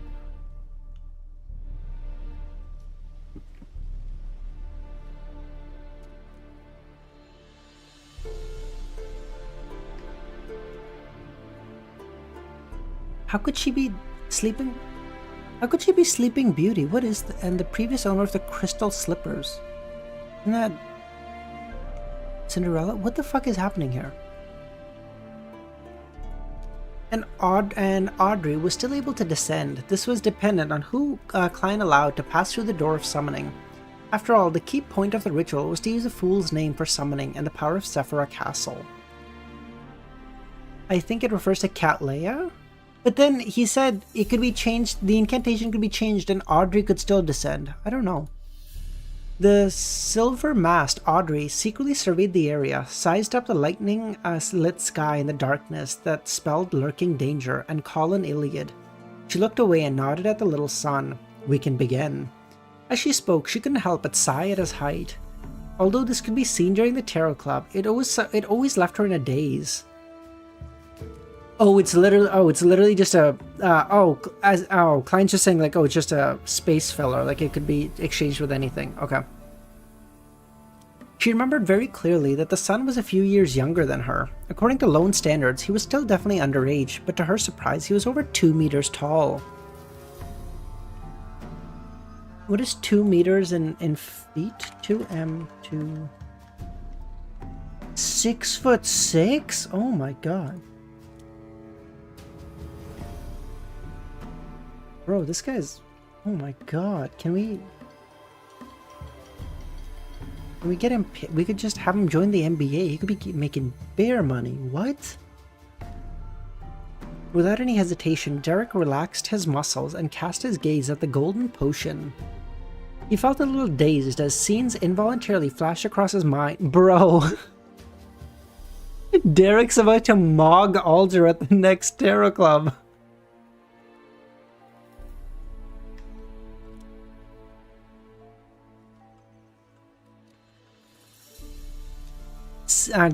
Scenes of his parents who remained alive inside the coffin, the silver sword that stabbed down hard, the blood that splattered and blinded his eyes, the heartwarming scenes of his family in the past. It was the city of silver that was on the verge of collapse. There were teammates who supported each other and watched each other's backs. The elders standing in front of everyone, blocking the storm. The repeated curse, the hope he saw in the lightning amidst the darkness. A darkness that existed for over 2,000 years, something that generations of people had yearned for. The emotions that Derek was most unwilling to give up were complicated, containing his anger towards reality, the fondness of the past, the pain of his circumstance, the repression of history, and the desire to save the city of silver. Audrey slowly separated these emotions, as though she had experienced the despair and sadness of the city of silver. Her golden eyes sometimes turned gloomy and heavy, while there were glints at other times, as if she had grabbed something and taken it in. After a while, she saw 12 white-winged angel of light, another response from the Fool. Audrey seized the opportunity to attach all the intense feelings onto the angel phantom, preventing them from disappearing. By doing so, they didn't stay separated from Derek's body. It's done. She didn't open her mouth, but allowed her voice to echo in his heart. At this moment, Derek's eyes became cold, as though he no longer knew what joy, sadness, pain, and depression were. He picked up the golden potion in front of him and poured it into his mouth.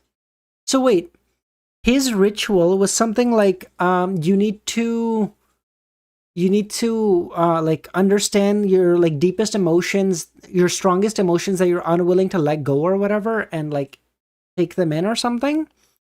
So I'm trying to think what that would mean. What that would mean for his pathway. Would that just mean like, hey, you need like strong feelings to like center yourself as a demigod of this pathway then? Or does it mean like you need to remain calm in this pathway and you can't like remove them and then inject them to you after you drink the potion?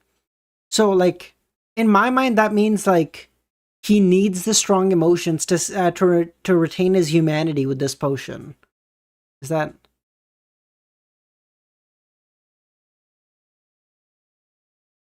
He then picked up the golden potion in front of him and drank it. This was the demigod potion formula obtained from shattering the unshadowed crucifix.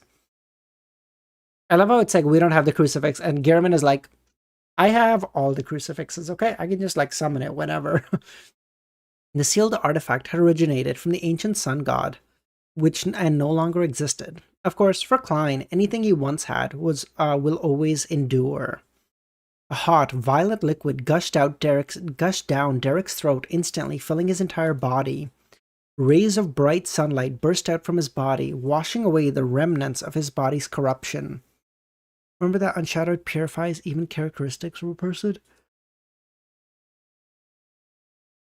Oh, you're saying like you can't have them, but then you inject them as soon as you drink the potion, so that they don't get purged out. Because if you drink it without injecting your emotions in, it'll purge out your emotions, and then you'll just become like a sociopath and lose control. Okay, that also makes sense.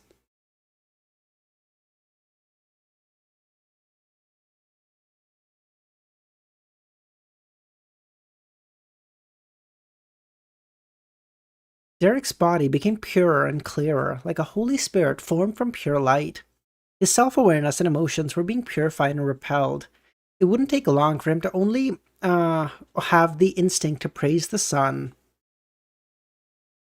Now Adam, so that question depends on a lot of things. Am I only allowed to sequence 9 potion? Like, will I be allowed to advance, or am I just, you take a 9 and you're stuck there? Is it in the real world or the Lord of the Mysteries world? At this moment, Audrey no longer let the strong emotion that she had stripped from him remain attached to the angel projection. She guided them back towards the little sun.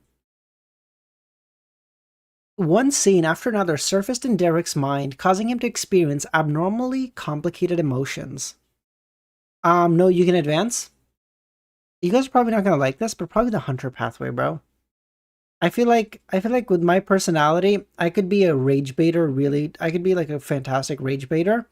I'd be able to, and like, hey, and like having the ability to advance, and it gives you a massive IQ. I think Dr. Z at one point said it gives you the biggest IQ boost of all potions at like sequence 5, 6, 5, I think. So I think that's like kind of goated.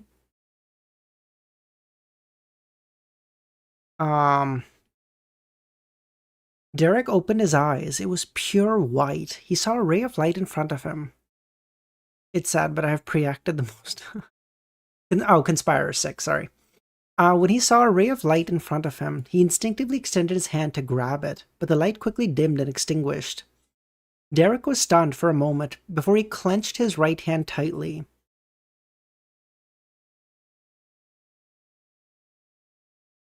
Seer, long time no see, man. How you doing? But hunter pathways are dumb. Just look at... Okay, Anderson is not dumb. I'm trying to think of a nice way to say this. I don't know. He's a little dumb, though. Do I know the neighboring path? Yeah, I know I know all the neighboring pathways now. You see, Dr. Z, it's saying shit like that Like, you could have just been like, wow, I'm surprised you remember it. No, you have to say like, oh, maybe you don't need the boost as much as I think you do. Listen, if you ever want to take an IQ test and publish the results, I'll take it right after you, okay? If you ever want to play that game. Listen, why can't you just be nice? Just be a little nicer.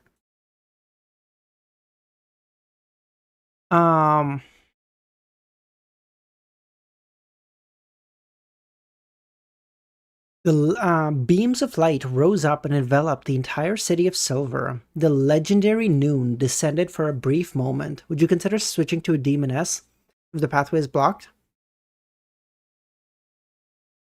That depends. That depends, Adam. I wouldn't mind switching briefly, but like as long as I know I could then switch back in the future as well. If I was like, let's say, stuck at like 2 and only one of the sequence of the demoness pathway was available, like I wouldn't switch. But like if I could go to, but like if I had to go to like 3 of the demoness pathway and then I could switch back to 2 of the thing one of the hunter one, yeah, I'd probably be fine briefly. All the residents of the City of Silver were stunned by what they saw. This was more shocking than any of the previous demigods' advancement. Sunlight. The sunlight that illuminated the entire city. After ending the summoning, Audrey returned above the grey fog.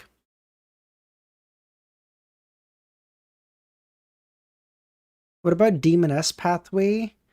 Up to sequence 5, but then you become a sequence 4 hunter? No, but then like I'd have to be... Why would I...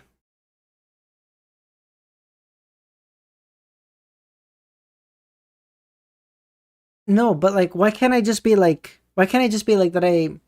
Like 9-8 of the Demoness... Of the hunter pathway, and then like 7 of the Demoness one because I can't find the hunter one, and then 6 of the thing...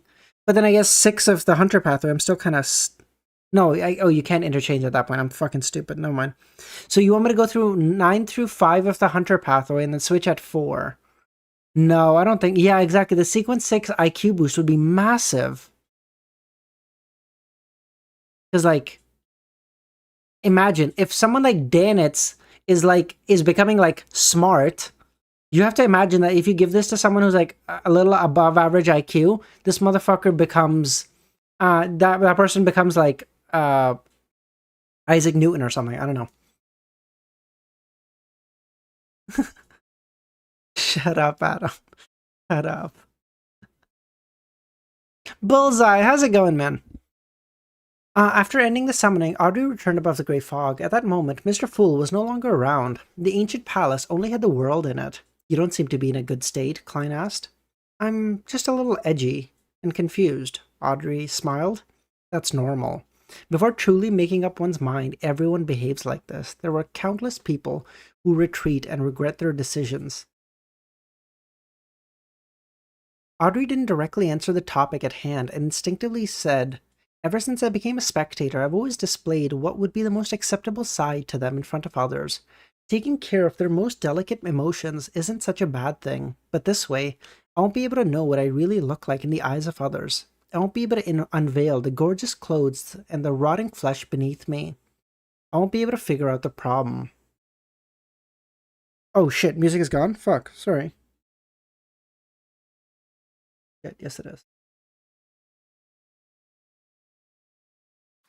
Sorry, Kami, sorry.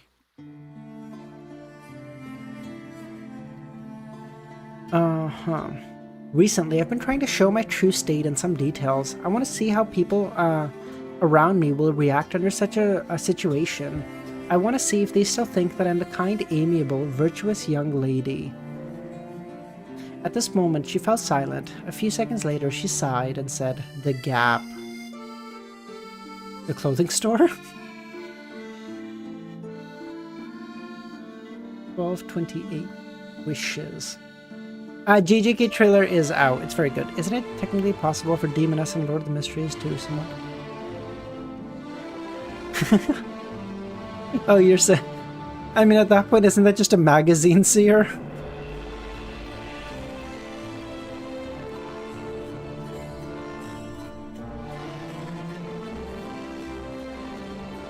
Mirror fan.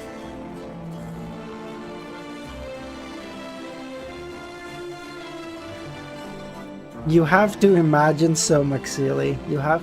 Oh, Magic Mirror would also work, true.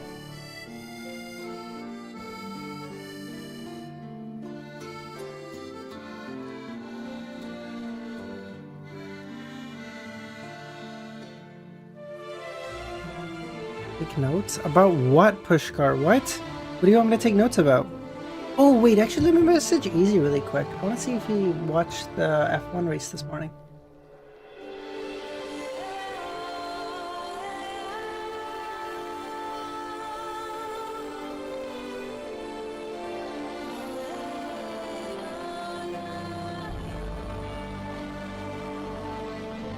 Okay. Without waiting for Gehrman to respond, Audrey, who was maintaining her posture, said a few words. Heaviness, pain, shame. Why do you wish to do such a test? Klein asked, in a gentle tone that was closer to that of Dwayne than Gehrman. It's not a test. It's just to reveal the details that I usually hide and avoid. I want to see what I really look like in the eyes of others. After our previous conversation, I really am trying to come up with a plan. I plan to secretly do some manipulating, so that the nobles, businessmen, royal families, and churches can release enough food from their stockpiles. Oh, how's it going, man? Music's a little loud? Yeah, no worries, here, I can turn it down.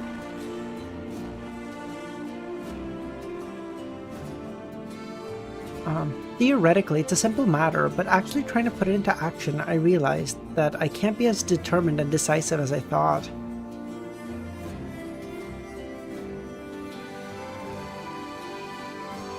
You actually get negative emotions when I act outrage. I know you don't. Just want to make sure.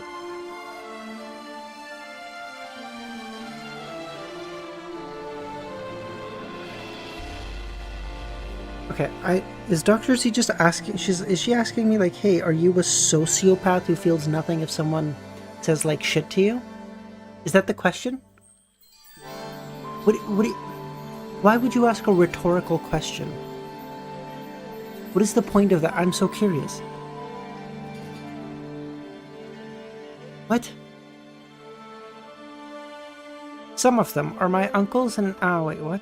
Some of them are my uncles and aunts. Some of them are my cousins. Some of them are friends I've known since I was young. While others are elders who have been very protective of me. Some of them I often meet with during various charity events and are rather friendly. They formed my childhood and gave me so much. It was a part of my growth, a part of my beautiful memories. Besides, the food they accumulated wasn't stolen. Their explanation is reasonable.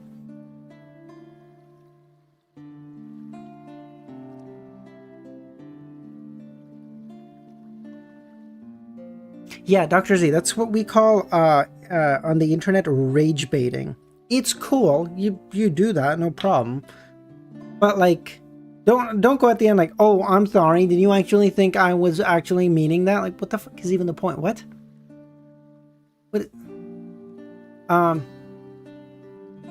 She then, wait, where am I?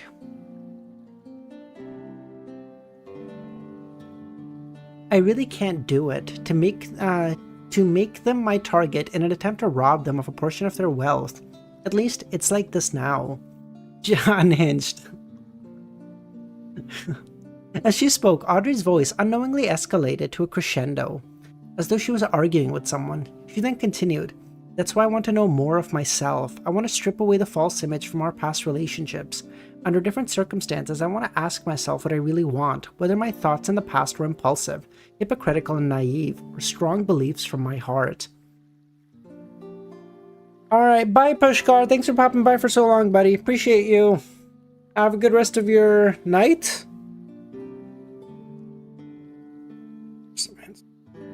Yeah, it's some actual username shit right here, bro. Like, I mean, usernames just blocked me altogether. It's fine. Like, I even like, I messaged, I sent him a message when I popped in on Easy's chat. He has me blocked.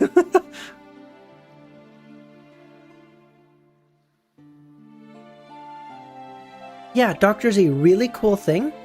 When you say like mean shit to someone, it generally should affect them, regardless of even if it's through like a internet medium. assuming the person you're talking to is like not a sociopath, it should have some effect. Now, it doesn't hit the same way as like a close person or like a friend in real life telling you some shit. That's a little different. But like, yeah, it should affect you in some, because you're not a fucking sociopath. It's a canon event to get banned by username. I think so. Yeah, I was like, okay, cool. At this moment, Audrey suddenly smiled. Although I have yet to come to any conclusions, the attempt has already brought some added benefits. I used to think that I strictly abided by the principles of you're only acting, but now I realize that I'm almost addicted to acting. No, okay. Easy. No, amnesia, as in like, he's blocked me, so he can't see my messages, so even if I like tag him on a message or whatever, he doesn't see it. I don't know, what do you mean I told you to do that? I'm so curious what do you think I did. But there's like a difference, Dr. Z. So like when someone like unhinged, it comes in and he says like some dog shit, and that's unhinged whole stick. So like you take it in a different sense. But like you can't on one hand be like, hey, like I want you to take my opinion seriously when we talk about like XYZ. I want you to like talk about your theories. I'll ask you questions, and then just start rage baiting randomly and go, what do you mean? What do you mean? I thought we were joking. What the fuck? No, hold on. Like, Unhinged can do that, because that's his whole shtick. No problem. It's cool. I mean, I say mean stuff. Yeah, exactly. Yeah, exactly. Exactly, yeah. Where the fuck am I?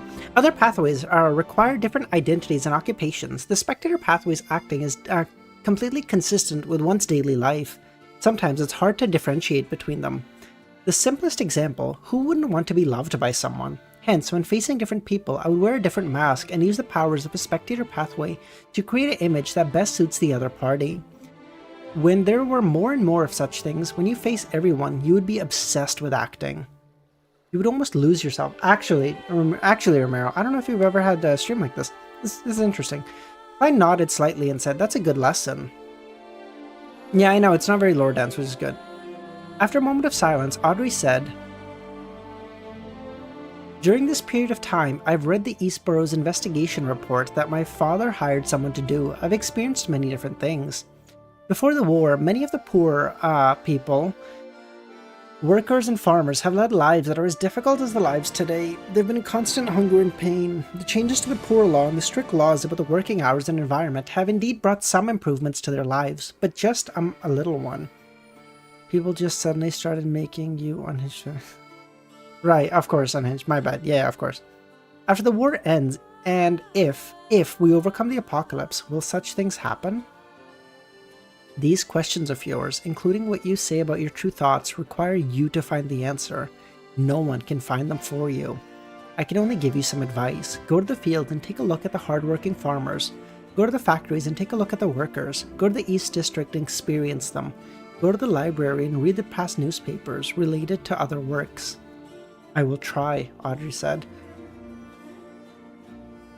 She immediately stood up and bowed towards the end of the long table. Although Mr. Fool had left, she believed that he was acting. That he was watching. Just as she was waiting for Mr. Fool to send her back, the world said, hold on. Oh? She asked. He then Klein then conjured a piece of paper. This is a description of a mythical creature's character and behavior. I hope you can provide me with some help. Based on the analysis, determine what kind of reactions he will carry out in different situations. Alright, Audrey didn't refuse. Regarding what you just said, I have another suggestion, Klein said. There are two types of questions that you have. Some of them are indeed very pressing, while others are not. You can wait for things to calm down to do deeper investigations. Well, once a person is anxious, they will easily make mistakes. It's best you be clear about the differences. I understand, Audrey replied.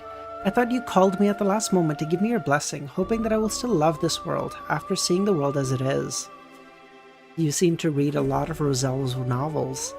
He's an outstanding novelist and a very complicated, contradictory person, Audrey said. If I wanted to give you my blessing, I wouldn't have said that.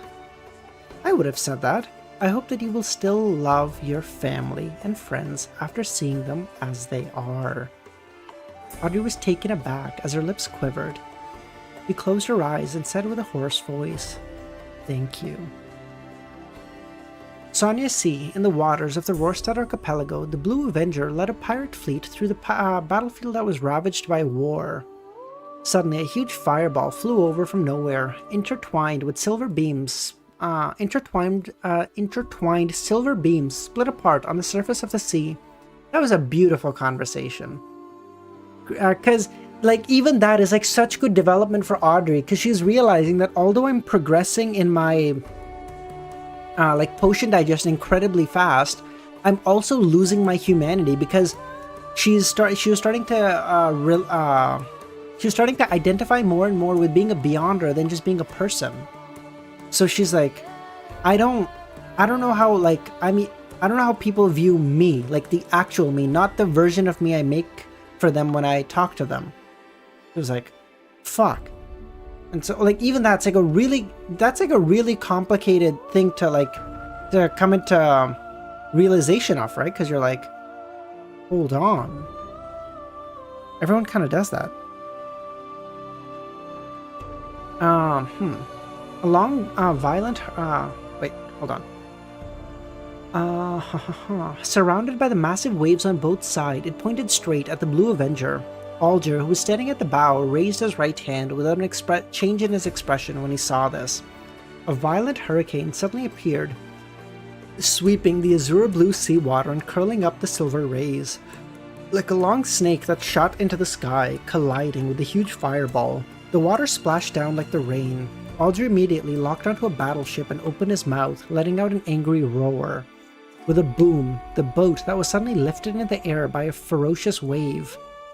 Taking advantage of this, the Blue Avenger's cannons automatically fired. Realizing that the Beyonder on the other party's warship was trying to use the force of the fireball's detonation to take the ship to drift sideways, Alger pulled his right hand down. A thick bolt of lightning struck down, charring the Beyonder's body as he convulsed.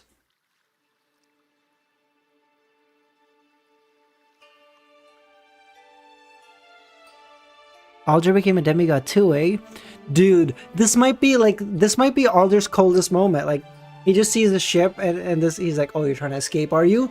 Lightning bolt! And just fucking, get smoted. Smitten? Smote? Smote or smite? Smitten. The word smite, meaning to inflict a heavy blow, is traditionally inflected smote in the past tense and smitten in the present tense, as a past participle. I see. Okay. Quantum, Justin, you see what I mean? Me using thunderbolts on you and Major. Actually, dude, that was so scary. I didn't even know that existed, and then you hit me with the force of 1,000 suns. I was like, what the fuck?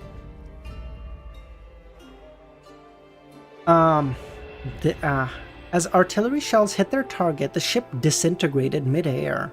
In that moment, Alger felt a little dazed. He couldn't help but look down at his hand. This is the power of a cataclysmic terror.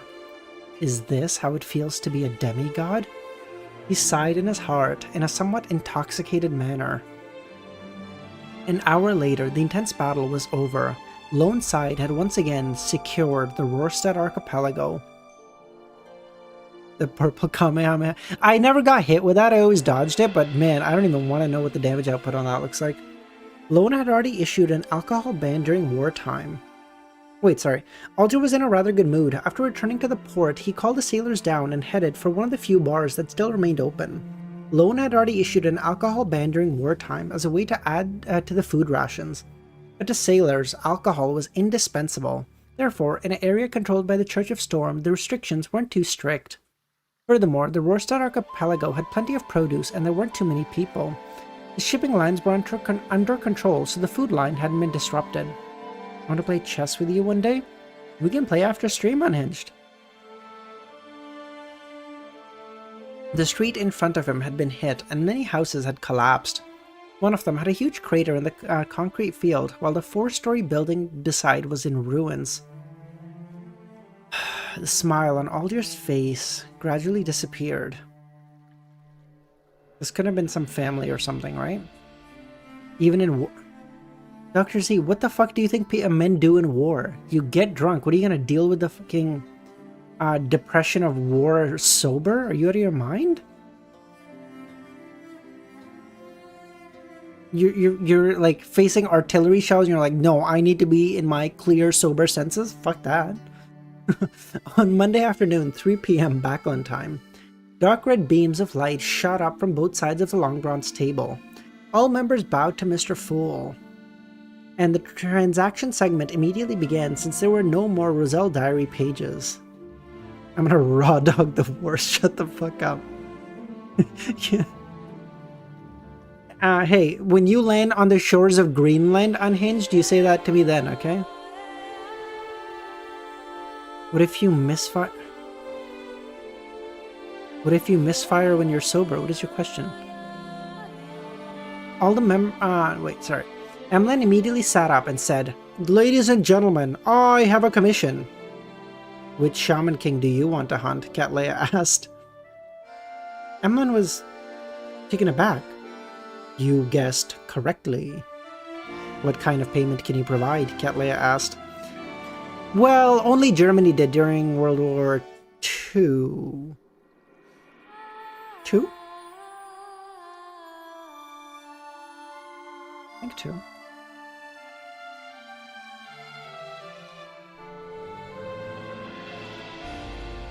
Yes, yeah.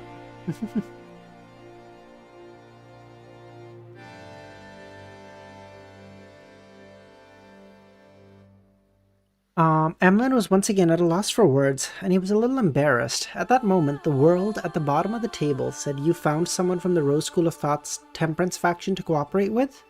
Emlyn heaved a sigh of relief. "That's right! Then I can take on this commission."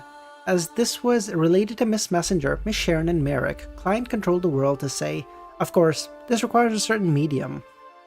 Without waiting for Emlyn to respond, Gehrman looked at the Miss Magician. "Make some preparations in advance." Fours, who had been watching the whole thing play out, wore a blank look on her face. Huh? I don't think so, Seer. Did the U.S. give troops?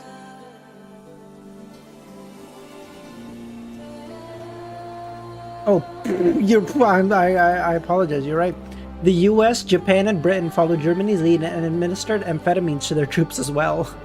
The British Army consumed an estimated 72 benzodrine tablets during the war. I apologize, you were spot on. They were like, wait, can't let them have all the fun. Wait, what?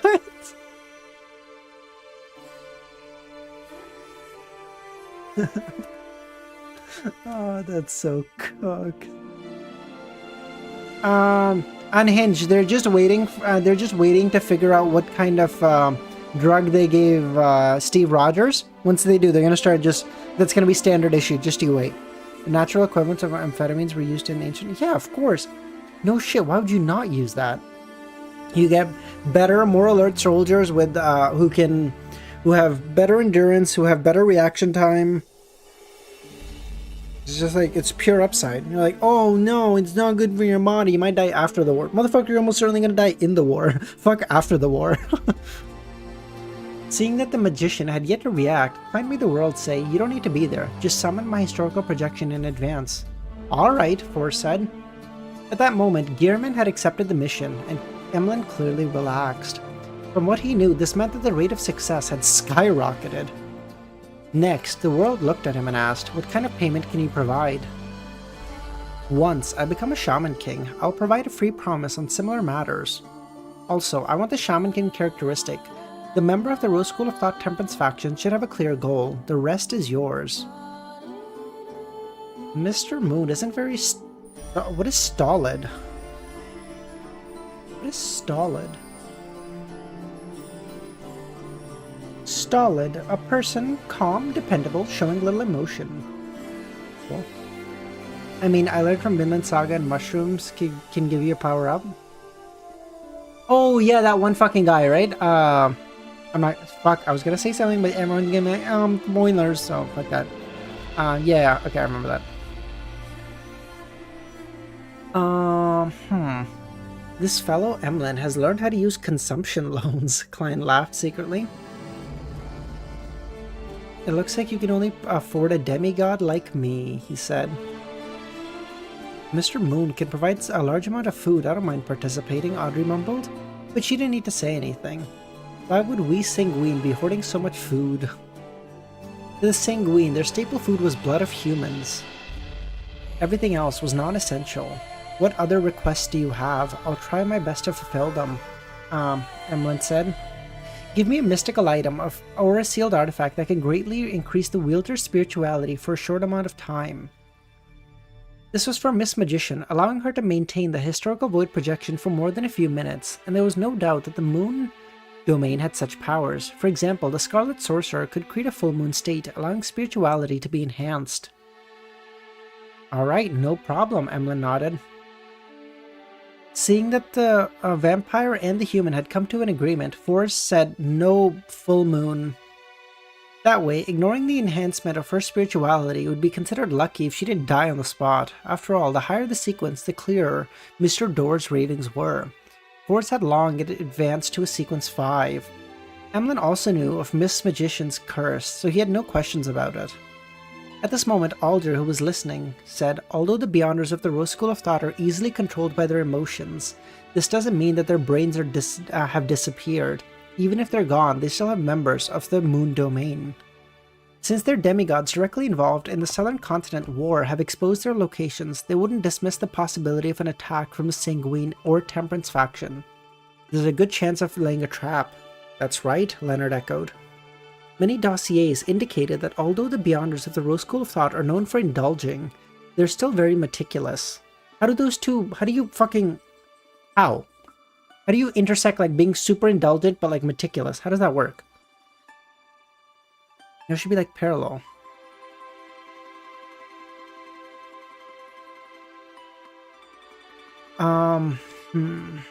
That's right, Leonard. Nope, already read that. Gio glanced at her friend and said, I encountered a supernatural incident involving the Rose School of Thought 2 months ago. The target was obviously deceived and fell into a trap.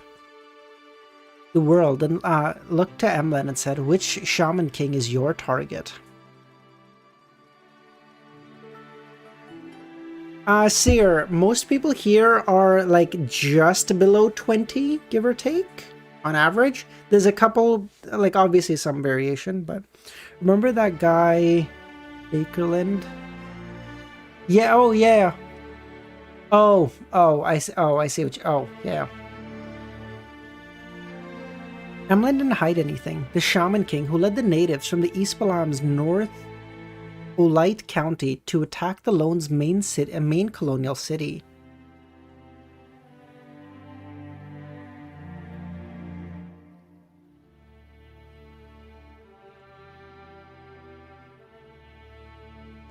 But Quantum, how old are you, if you don't mind me asking? The Mother Tree of Desire doesn't seem to want the goddess to control the uniqueness of death. She was driving the natives and using the war to waver the fundamental faith of the Evernight Church in the Southern Continent. As this thought flashed through his mind, it made the world look at Emlyn and chuckle. 21, fuck you. Oh my god. There was no need for him to be too direct. Emlyn, Catley, and company understood their plan. It was a simple plan. Gearman hunted another Shaman King and took the initiative to step into a trap to attract the hidden forces of the Rose School of Thought. At that moment, the Moon and the Rose School of Thought's Temperance faction would take the opportunity to attack the real target. I was given fitness... Dude, Hope, I have to fucking drink... Dude, I fucking hate protein powder. Every protein powder I've ever tried, regardless of flavor, just tastes like dog shit. So, but like, I have to because I'm like cutting weight, so like I have to because I need to get enough protein in. And it's just like, I just have to like, suffer through it. The danger, of course, was directed to Gehrman. Everyone was looking at Gehrman and said, isn't this too dangerous? It'll just be a historical void projection. If he dies, so be it.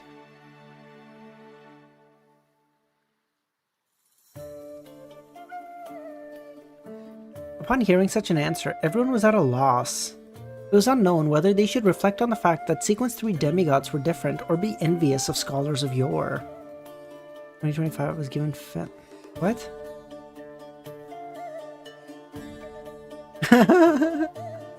Romero does give off that vibe, especially when it comes to Lord of the Mysteries. He's so...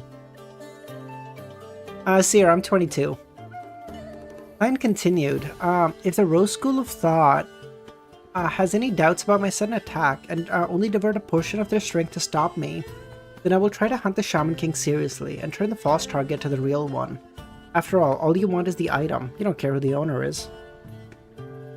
Smart, Audrey thought. Yeah, so they said Klein is going to attempt to attack a Shaman King so as to lure the main forces of the Rose School of Thought's Indulgence faction. When those factions start attacking Gehrman, Sharon, Merrick, and the Moon would come in to attack them to hopefully kill them.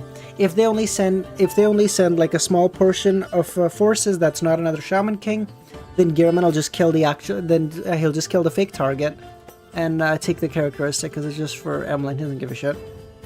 Emlyn no longer had any doubts. After some thought, he said, before the official operation, I need to meet with the Rose School of Thought Temperance faction to finalize the details. Make arrangements for it, Gehrman said. After the exchange, Klein made the world conjure a piece of paper and distributed it to the Tarot Club. Some existences and I will be dealing with a mythical creature. You can raise your opinion and share your thoughts. The piece of paper was written with character and actions of Kotar, as well as the analysis Miss Justice had made. He had hoped that he could find inspiration through other people's knowledge. Mythical creature. The world has set his eyes on a mythical creature? Alger had been quieter the entire time, couldn't help but look at the bottom of the table. Although he was already mentally prepared for it, he felt that he wouldn't be surprised if Gehrman was suddenly to call himself an angel.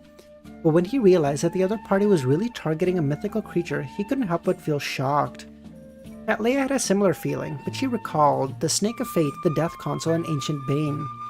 This matched Gehrman's word of some existences. Oh, dude, can you imagine? Klein pulls up to Kotar, and Kotar is like, I assume he can talk, because, it's an angel. And it's like, what is a mere Sequence 3 gonna do to me? And he goes, oh, I can't kill you. But then he pulls out Mr. Azek. He pulls out, let's say Miss Messenger, and he pulls out fucking Ariana. He's like, but they can. Let's play, bitch. It was very normal for 3 angels and a Sequence 3 blessed to hunt a mythical creature. One by one, they retracted their gaze from the bottom of the table, from the long model table, and began reading the information. At this moment, they weren't involved in the commission or involved in a transaction, nor were they sharing information, yet the members of the Tarot Club had a baffling feeling of working together for one common goal. They felt like they were starting to feel like an organization. Now? Bro, what? You gotta give Easy a chance for what, Unhinged? What are you asking? What is stopping Kotar from doing the same? Nah, Kotar wouldn't do that. He's gotta at least make it kind of fair amnesia. Come on. At this moment, Alger was the first to speak after reading. According to Miss Justice's analysis, no bait will trap that paranoid mythical creature. It will only push him to escape further. No, Unhinged, the plan is... Kotar Wolfie doesn't have Klein's networking skill.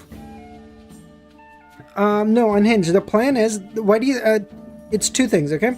After I finish Lord of the Mysteries, I'm gonna read like 3 or 4 things. That'll take a little time.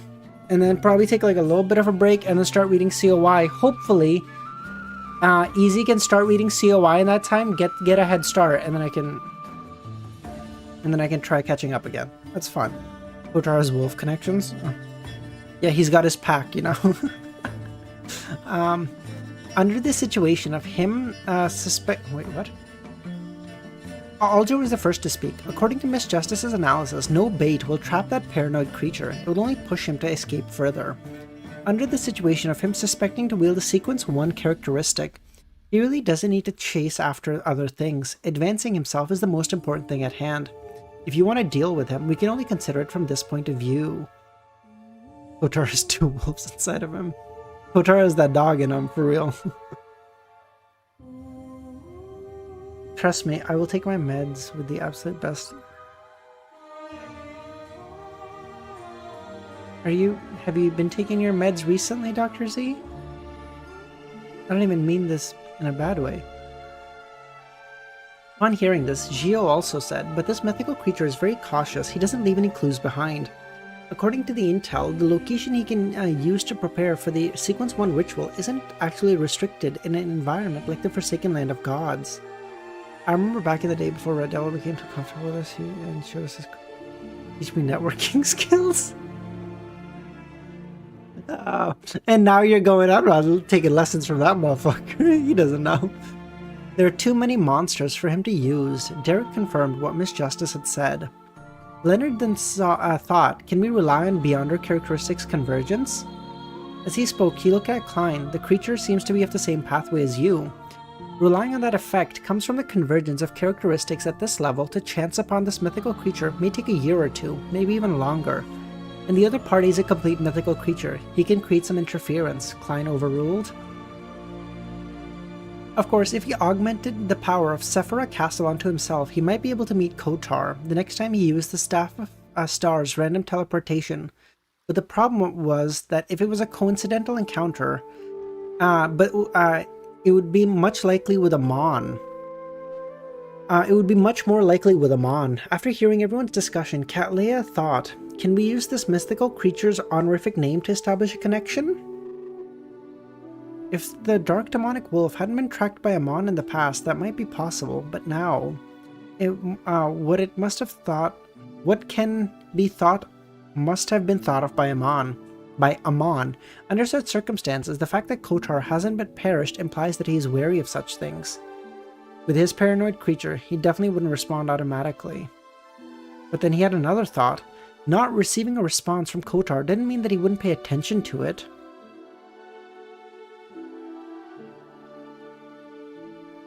$12:30.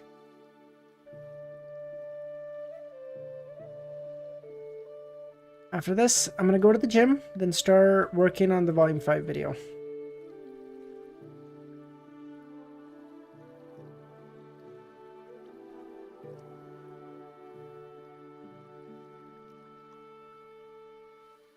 What are these? What is this fucking option, Ramiro? What?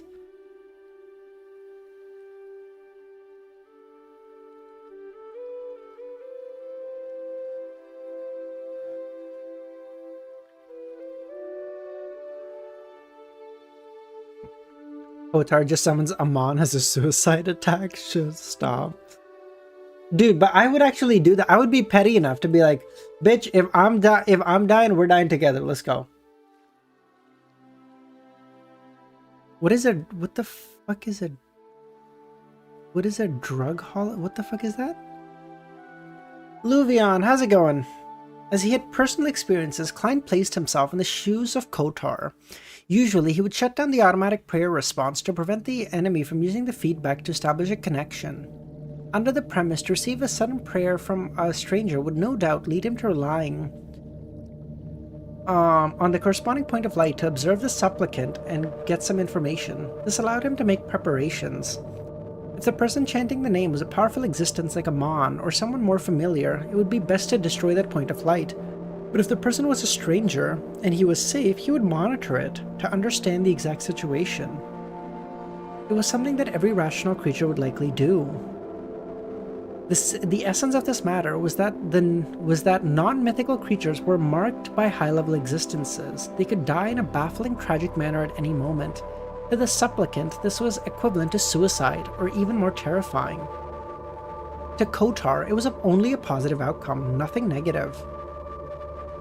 At the beginning, the suspicious wolf would definitely suspect that there was a conspiracy. He wouldn't dare establish a connection and influence Klein from a distance.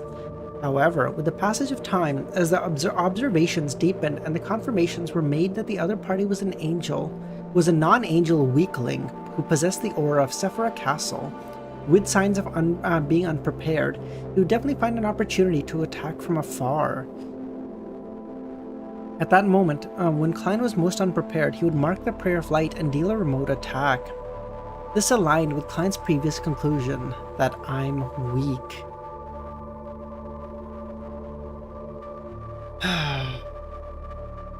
But wait, if Klein didn't kill Kotar, he gets a sequence 2 and 1 characteristic. And in my mind, he's probably gonna pre-digest most of the sequence 2 potion.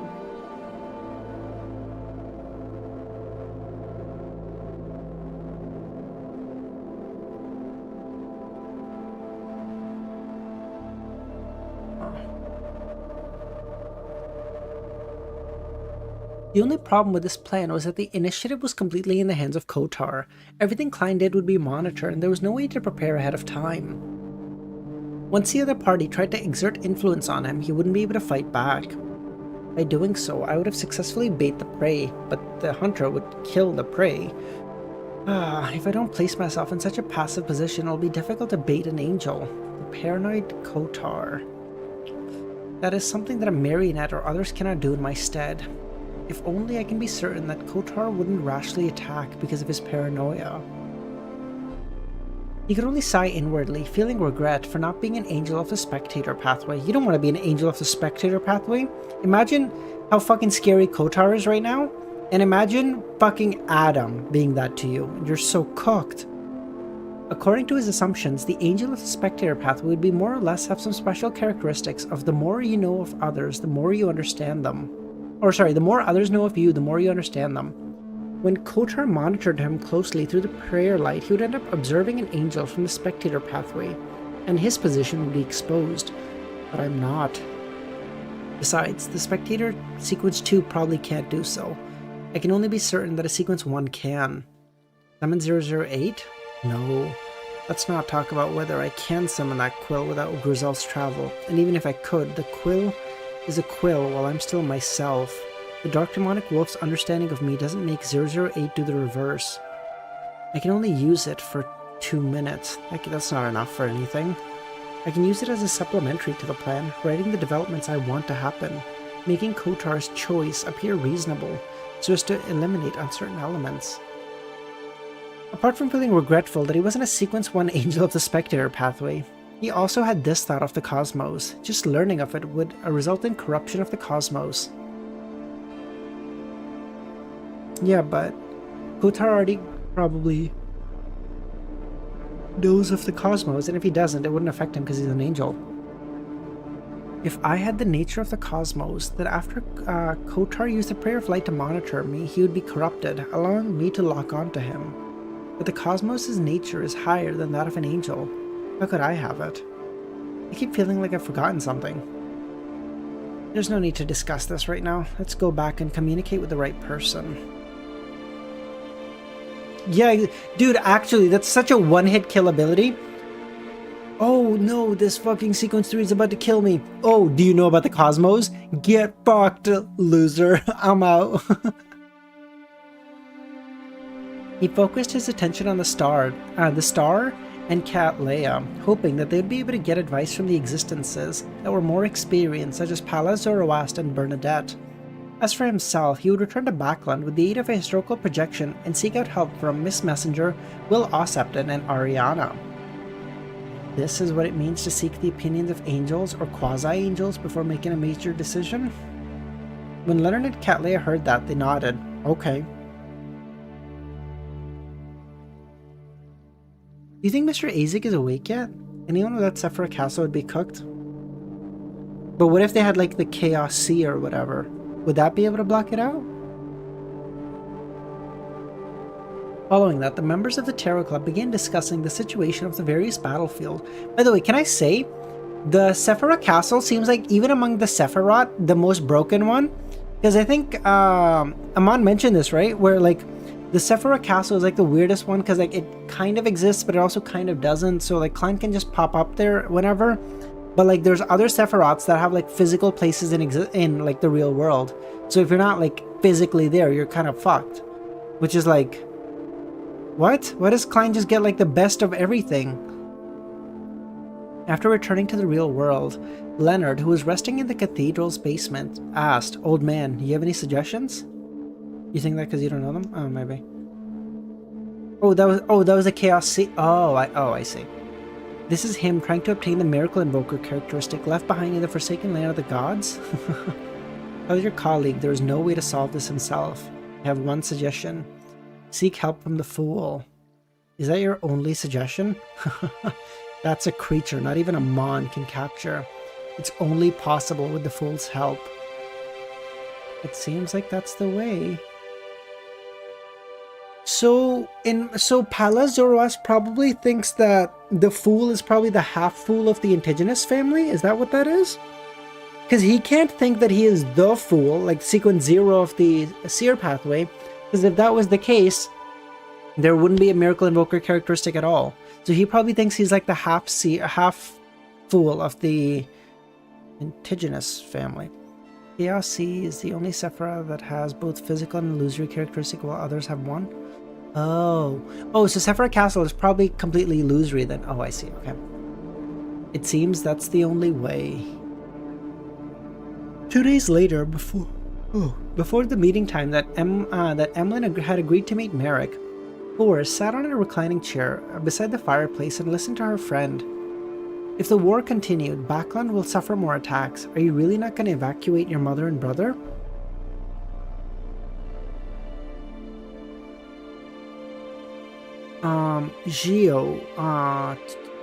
Gio said the population in the surrounding villages has reached its limits. Besides, I can still get enough food from MI9 for now.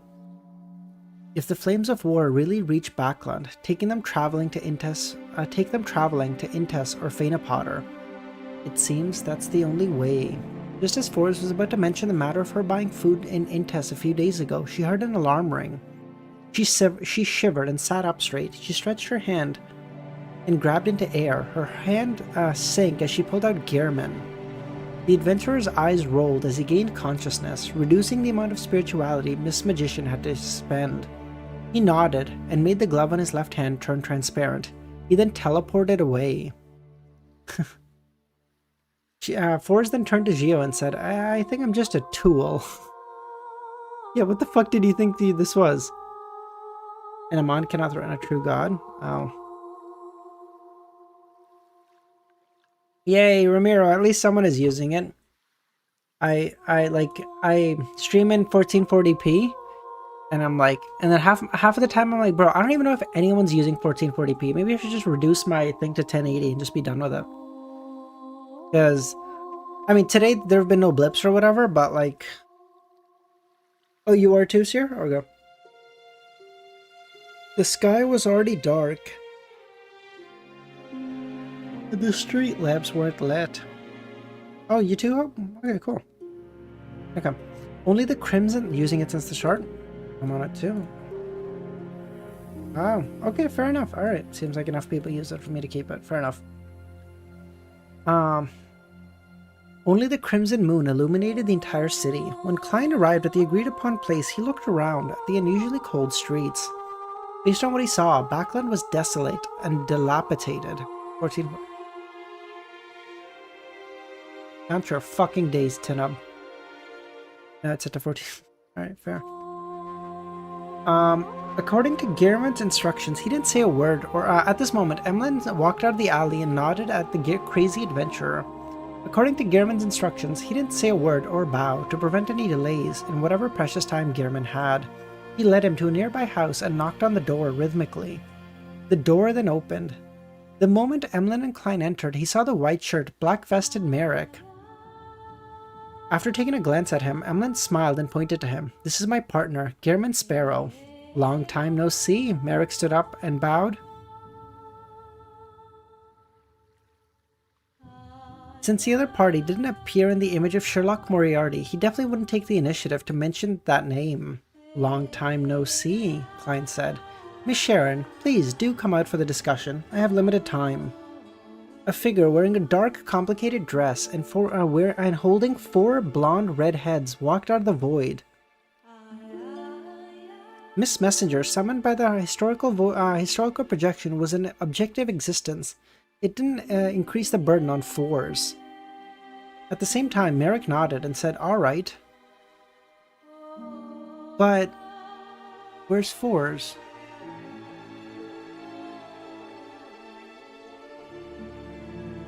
He then cast his gaze on the high stool on the other side of the room.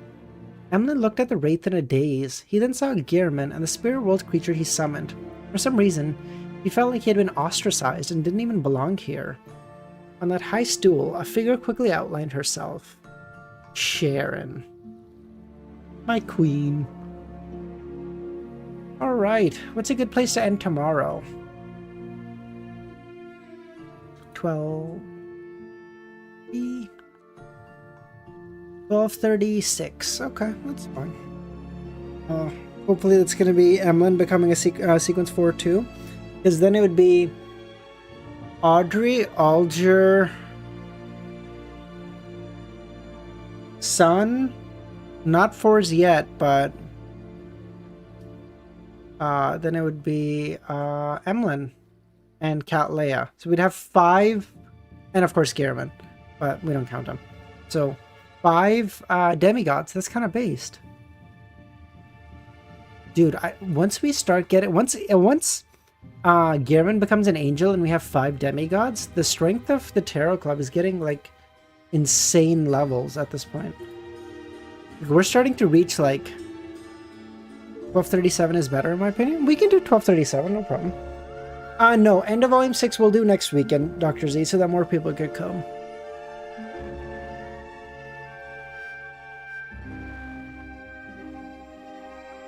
You remember you said Emlyn will not be a... Dude, I didn't think so. He's such a loser.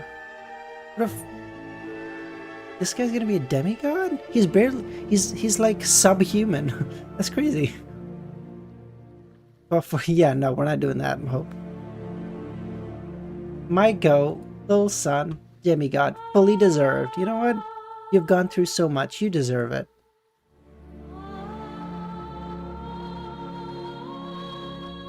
This is so cute. Are you just born with the monocle? What the fuck? This is adorably cute. ASG, I don't know if you were a good person, bro. I don't know. You might be a good... If you don't stream tomorrow and join the jury for tomorrow instead.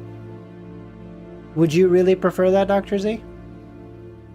I mean, I don't necessarily mind. I could be on the jury and then be working on the video. That'd be kind of based. I think so. Yeah, I think so, Seer. Because I think at this point our streams on average we'll be hovering around 40 chapters or so. Or Jesus Christ, we'll be hovering around 40 viewers for the stream, and then like we'll hit 50 almost every time. And like, we've come a long way, man, because my first ever stream was, as much as she fucking annoys me recently, it was just Dr. Z. It was me and Dr. Z for like an hour and a half, maybe 2 hours or whatever. That was it. And then for the longest time we were like 7 or 8 or whatever, and then for the longest time it was like 20 or so. And then now like it's like we're making good jumps. We're doing good. I don't know how many of you will stick around after I finish Lord of the Mysteries and we go to like other stuff. I don't know.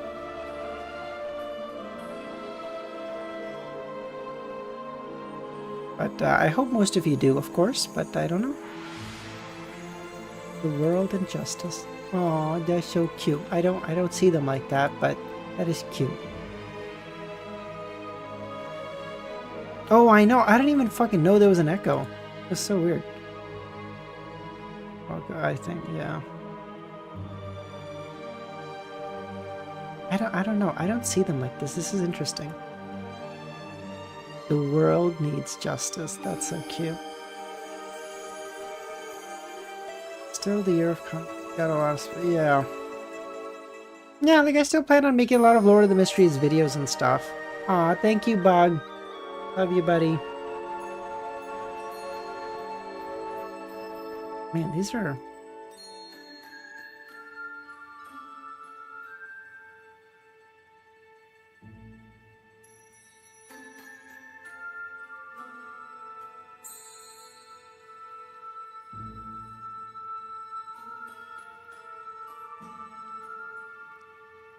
Ah, no, that's cursed. Nope. No, thank you. Go to return in 3 years after you start COI. Fuck off.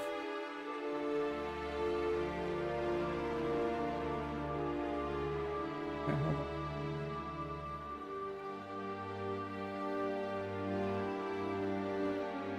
There's no sound. Never mind. As expected, Sag. You idiot! No! Let me kill him! Leonard, let me fucking shoot him! I'll shoot him! I swear to God, I'll kill him! It was post 9 p.m. for me, so that's fun. Aww. Take it under his little wing.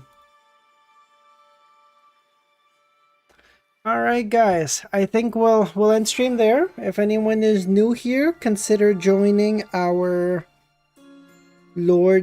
consider joining our Discord, link in the description. And I will catch y'all probably tomorrow. I don't know, maybe. I might join the trial, I don't know. Romero says no though, so I don't know. Alright, that's it guys. As always, thank you so much for coming. Have a great rest of your day or night, and I'll catch y'all probably tomorrow. Bye guys.